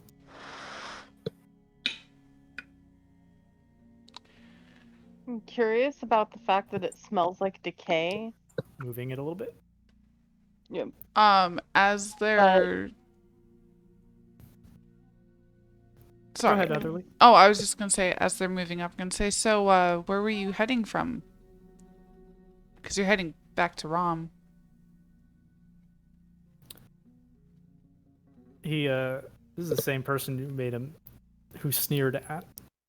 He goes, I am transporting. You are a nosy traveler. Mind your business, eh? With, I'm just curious. with Sorry. with this going on, and I see Beastie's trying to angle in there somewhat, Yeah. and everyone's kind of like, working. yeah, everyone's kind of like focused forward and everything. I'm gonna do something a little ballsy. Oh, really? Because I'm gonna- guess what I was about to say. I'm I'm gonna start. cast Grease underneath the Kank legs. Okay, and while he's doing that, I'm just gonna say yeah, because it's not like you want the Templars to, So, know if you're doing anything suspicious. We're kind of hanging back a little bit. I think it's a 60-foot cast. Let me. Oh, let me I've look stepped at it. closer to Beastie yeah. because I'm worried so she's about to something get like attacked. You whisper the spell. You stay Yep. behind, hoping not to be seen. But certainly, Grease suddenly forms underneath, and not inconspicuously. Are you okay with that? Not inconspicuously. Yeah, this grease just appears, right? Like when you throw your bottle of grease, it's like the nature of how it happens is inconspicuous, if that makes sense. Mhm. But if you're just casting it, so Yeah. it's like, are you throwing a bottle of grease in Nope, their way, it's just or gonna are you appear. casting magic? Okay, I will be 2 seconds because something my mom delivered is here. I'll be Sure. 2 seconds. so the Kank will both roll dexterity saving throws. DC 14. Okay. Well, Kank are not the best portrayed. Let me find something that more or less. Yeah, sure. So, This will more or let's less- see. This will more or less represent it. while you're getting that in, Lexi, we have found Dmitry Yana from the Yana family, from the house that we stole the slaves from and all that stuff earlier, and we're starting talking to him. Super condescending, and has cargo that smells like decay a little bit. And beyond that, he has 2 kanks on the caravan and just marching towards town. But we had a little bit of talk with him. Doesn't really care about us or for us, and I just cast grease underneath the kanks that are pulling the caravan. So we'll see how that turns out. Okay, I feel so a roll of initiative grease, right now. grease just begins to form in a big puddle in front of the caravan, and one of the kink sort of slips and stumbles and hits the ground, while the other one holds fast, and the wagon rocks a bit before coming to a stop. And you hear Dimitri go, "Ayo, what is this shit?" As soon as that happens, I mean, there's gonna be time in between anyways, but I'm gonna drop concentration on it, so it just kind of like appears on its own. And it just puddle just disappears. Yeah. Okay, I'm gonna give them perception checks each. So 2, 4, 6, 8, 9 perception checks.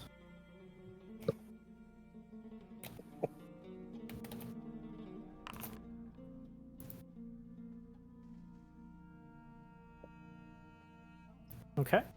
And 2 of the guards. So one of the guards goes, "So there was grease underneath the wheels," and another one goes, "Yes, I saw it." And Dimitri kind of drops out and steps out and goes, "Ah, you clumsy fucks! There's no grease here." Ooh, my accent slipped. My accent slipped. "There's no grease here." Sorry. Did we die? And you see him just backhand one of the guards. And he like recoils and says, "Get it back and running, huh? No time to waste." I'm gonna go, maybe it slipped in its poop. He looks at you, and for the first time, he just smiles a little bit and says, he says nothing.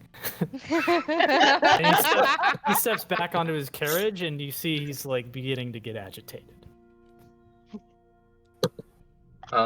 It takes a few moments, but they're stopped. It'll take a few moments for them to get situated again. What's that, Lexi? Could you bring my token out on the board? Oh yeah, you having the gray thing problem? It's You're way over up there. there, yeah. You're here. You just haven't moved. So I pulled you. You're way up the top. Oh, okay. Well, while they're trying to get situated, is there a way I can like sneak a look into the carriage? Yeah, I was gonna say as well.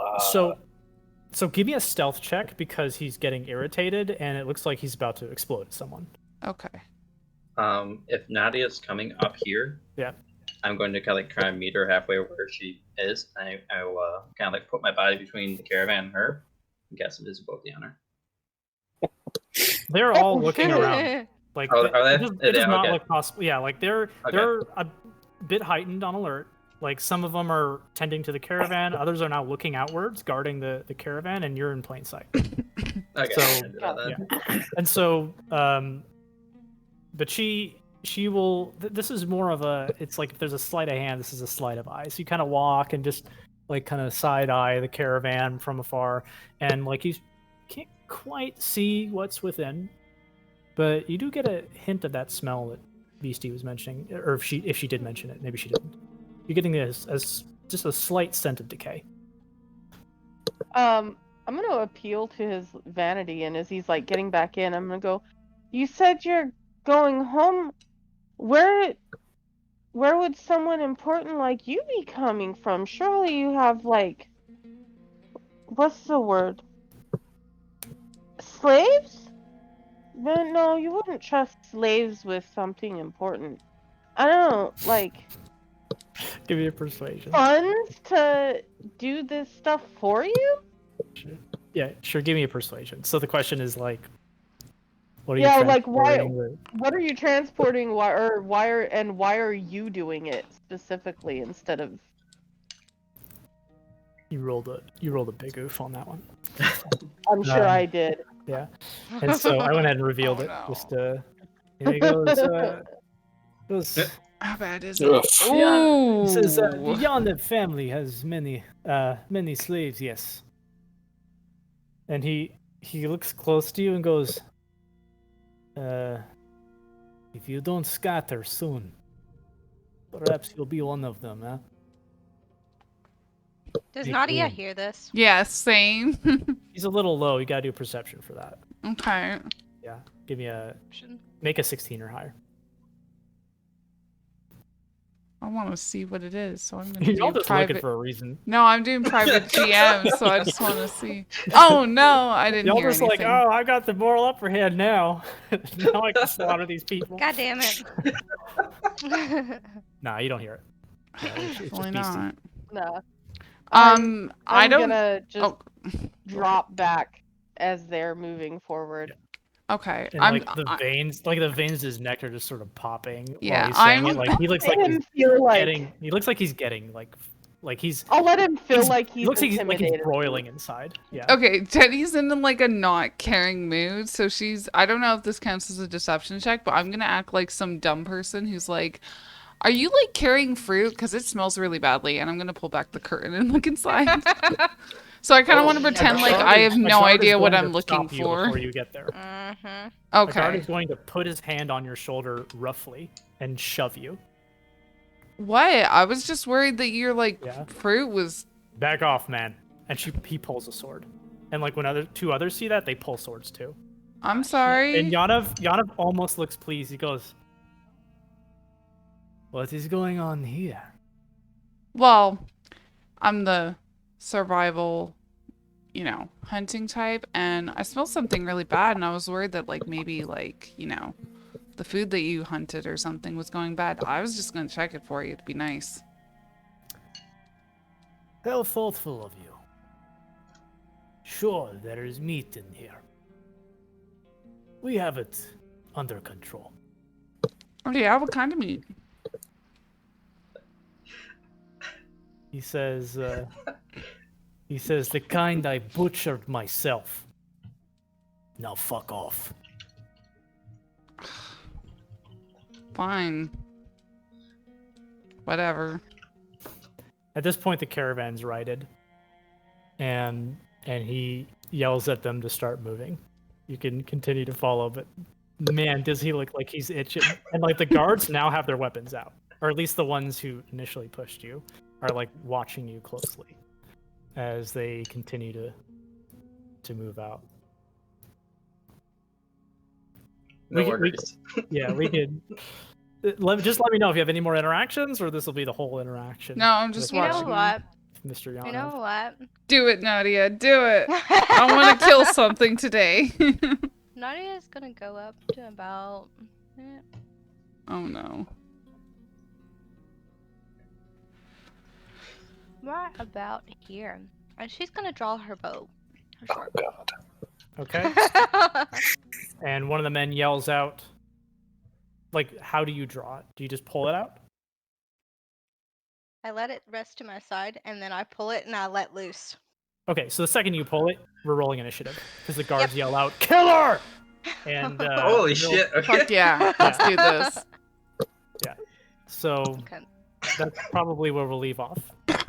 Oh, no. But we still have 20 minutes. As Yanov turns over, you see him smile, but you hear his voice in your head. And it says, Oh shit! My boy. "More his- meat for the butchering." Oh God. My head. Yeah, in your Everyone's head? Oh, Or just fuck. hers? Just her head. Oh fuck. Should we roll initiative now or wait? Now we'll do it. We'll do it next session. Okay. Can we pull back a second if we've got a little bit more time? But like we don't have time for this, but we might have time for something else. Do we? Are we okay to? I got Oh. time. I got time. Okay. Yeah. I'd like to do a little bit of story time. That's okay. Sure.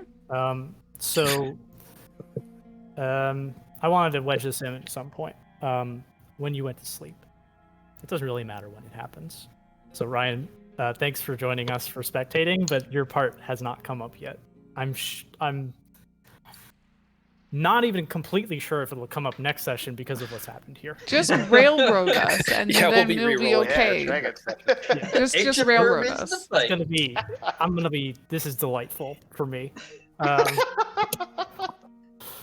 Anyway, I wanna like know? how he says that. yeah. Anyhow, as you're sleeping and like just to nail it home where you are, as you're sleeping one night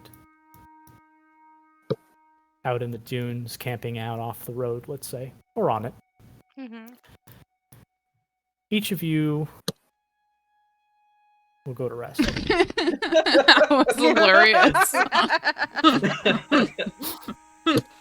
I need to end the combat from the That was last one. awesome. Scares away. Yeah, I mean the guards are watching you, so like as soon as you pull out a bow, they're pulling out their weapons, and as soon as you draw, the guy's saying kill because it's like, you know. So let me Mhm. just. This is like something that I have to make sure I'm fully prepared for. Okay. I was also gonna let you know, Aaron, that there was something I wanted to do during the rest, but I want to Yeah. keep it private, so I'm gonna DM it to you. Awesome, after. DM it to me, and like we haven't even hit that rest yet. Okay, So, cool. Yeah. Yeah, that's the 2-week thing. No, we I haven't meant even for gotten something else I was gonna do. Oh, okay, gotcha. Fair enough. I'll consider it. We'll hit it. Okay. Something Next else game. something else on the radar. Since we're all here as well and we're discussing separate stuff, is rescheduling different time frames for consideration. Okay, so if we hit 5 or we have to hard stop, please stick around at least to do that. Is that fair? Mhm. Okay. And we will hard stop at like 5, and if I feel like I've got a next thing and it's only got 2 minutes left, then we won't do it. Mhm. So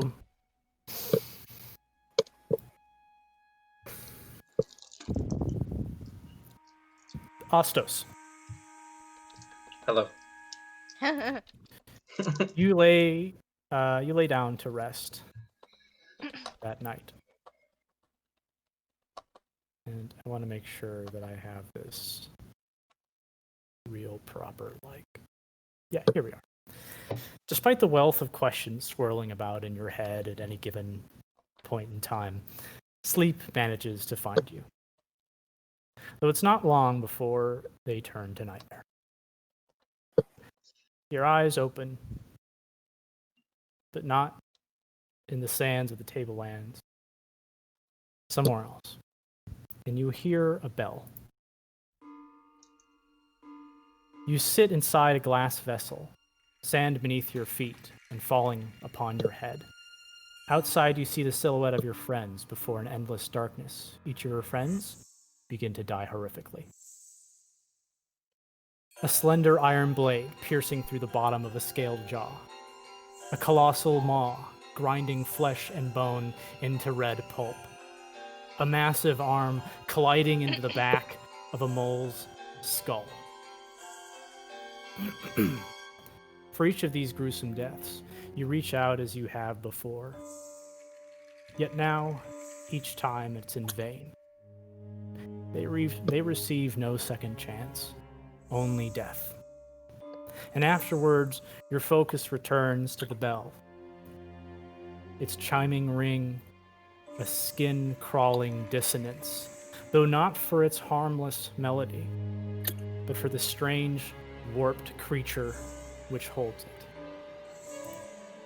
it. The glass protects you from carnage outside. Do you remain within or smash it to reach the Gith and your friends?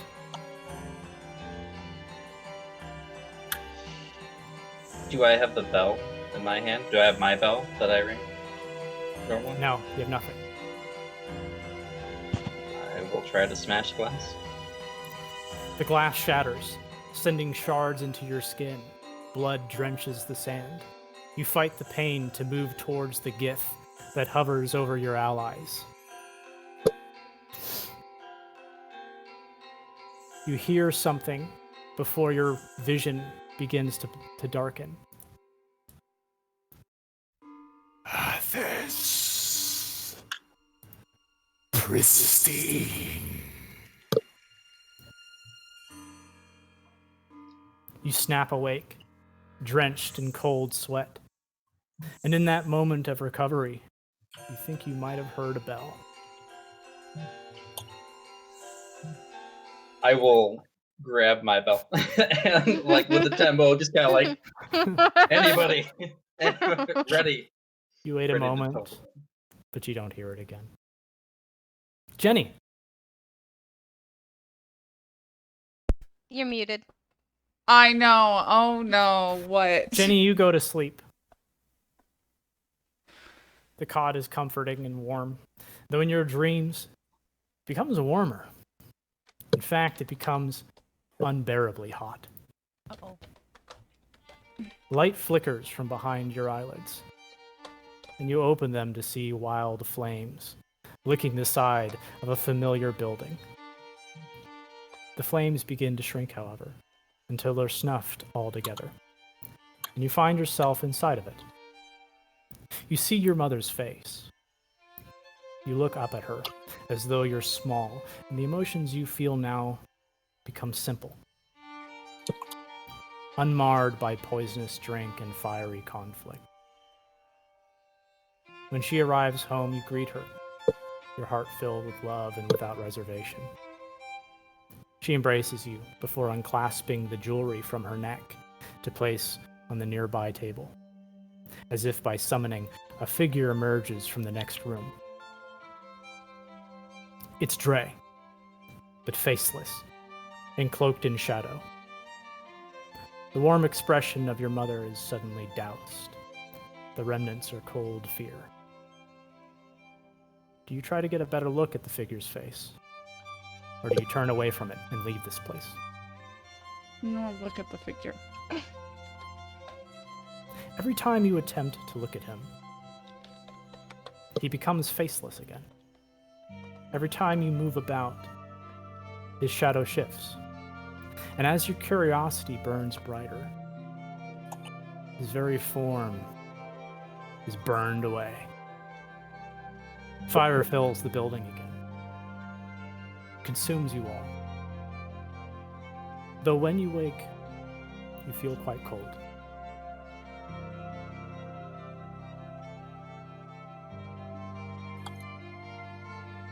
Nadia. Okay. Okay. Oh, yay! Oh, go ahead. Yeah, if you Oh, want to I was just respond gonna to it. say. I was just gonna say. The minute Jenny wakes up from that, she'll just take out the necklace and put it on, and start wearing it from now on.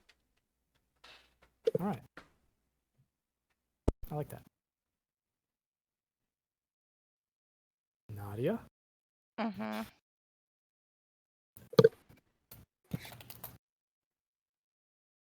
Sleep takes you as well.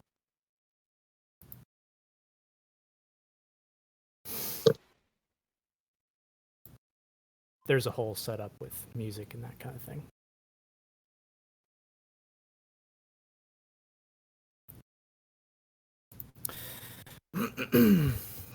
Here we go.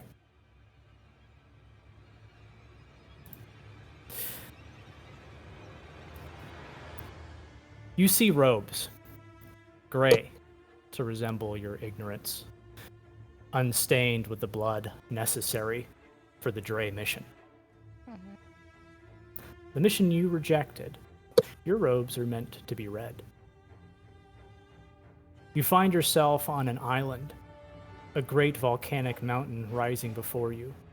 A darkened sky blocks the sun, clouds roiling with ash obscure the land as the volcano belches black plumes. A tiny trail of lava spills from its top. Despite the ominous sight, something within you feels anticipation, perhaps even excitement. The ground shakes, at first subtly, but in a few moments so violently that you're forced to kneel. And then it happens, what all Dre anticipate. The mountain bursts, though not in a volcanic explosion, but up forth a massive creature of scale and wing. It rips through the earth like a baby bird from a broken eggshell, its claws coming up first, pulling the top of the mountain apart. The land slides downwards as the creature's head emerges. The earth trembles again, as the creature fights against the mountain, pulling its torso upward, lava running off of its skeletal wings like water. You watch in awe as it presses its claws on the surface for the first time, and in a triumphant roar, it spreads its wings out to cast a shadow over the island. Do you embrace Dragoth's chorusation to bring about prosperity for the Dre, or do you reject his return with a defiant shout that you don't need him? I would rather just say fuck him. You shout out to Dragoth, the beast above. Everybody sees the picture, hopefully. And lava falls from the sky. As you roar back at Dragoth, your back aches as the skin tears open to reveal a set of leathery wings of your own. Oh, shit. But as soon as they appear, a blast of heat bursts from the volcano. Dragoth's own answer. Its hot breath incinerating your body.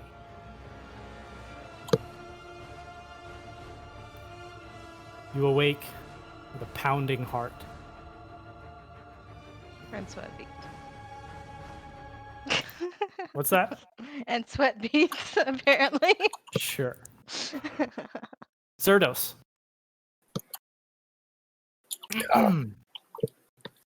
Whew. Did I prep a pick for this one? Yeah, sure did. Zerdos, you go to sleep as well. You go to rest and awake to a crowd roaring as you step into the arena.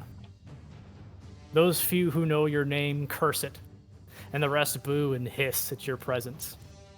You look above to see what wretched sorcerer king you've come to entertain, but find, to your surprise, that it is instead Ricus of Tyr, the greatest gladiator of the Tablelands, looking down upon you. The mole sits upon a throne fit for a god, his piercing stare judging you as though your very thoughts are laid bare before him. Ahead of you, you see your opponent, a burly Tarek of brutal past. I think I have the picture for him. There we go. The Tarek rushes at you with a huge maul in hand, slamming it just shy of you as you roll aside. You trade devastating blows with the Tarek that feel your body beginning to fail. And further, the crowd continues to demoralize with a cheer for every bone-cracking strike against you. Your vision blurs, or perhaps blood has seeped into your eyes, but use one last surge of strength to dive underneath the Tarek's hammer blow. You glimpse his open neck and have a chance to slay him outright. Do you slay him, or fight non-lethally, and potentially lose? I'm gonna slam. You lift your axe with what little strength you have left, sliding its blade across his neck. The Tarek gurgles in horror as his blood sprays across your face. He tries and fails to speak as he collapses to the floor, and the arena gasps in shock. You raise your hand triumphantly. Yet you then see Ricus stand, his face contorted in anger. He grabs a spear, a strange thing made of gnarled wood, and throws it across the arena to strike you in the heart, like a god smiting a mortal from the heavens. At that moment, you awake in a cold sweat, your muscles aching. Your chest is tingling a little bit.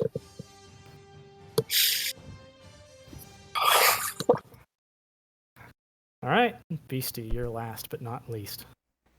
Oh boy.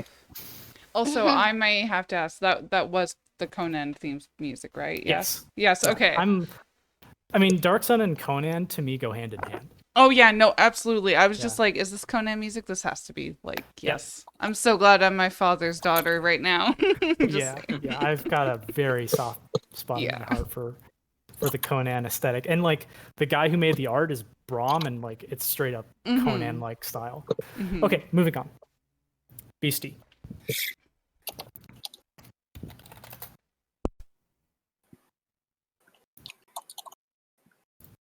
Oh, wrong spot. Okay.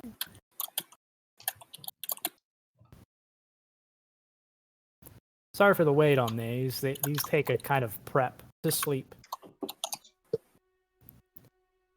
Wind presses against your fluttering wings again. You carry Kagi in your clutches. He grins from ear to ear as the wind whips his rope-like hair around. You exchange looks of happiness, the kind that don't require words. Among you in the skies is an enormous flock of birds of your kind, all flying towards the same colossal oak. Its trunk is as wide as 100 trees, and its great branches reach up and into the clouds, obscuring into its unfathomable peaks. Your heart swelling with anticipation, you soar high and towards that majestic body of life, but then its form changes. The branches fall away. The bark turns to white marble. The life around it withers, and the very earth underneath it becomes blighted. Around its base lies a familiar, wingless serpent, green like the earth and massive in proportion, now devoid of life. Ahead you see this. Do you choose to perch there anyhow? Or fly away from this unfamiliar structure? It replaced the tree. Mm-hmm.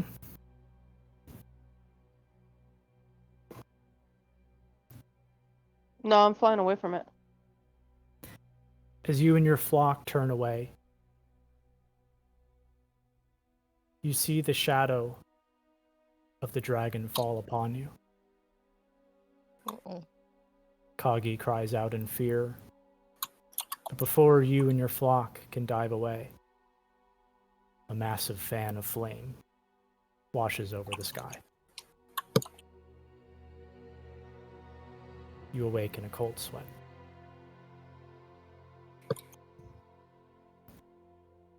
Okay, that's where we're going to leave off. Let's talk about how we want to set up our timing for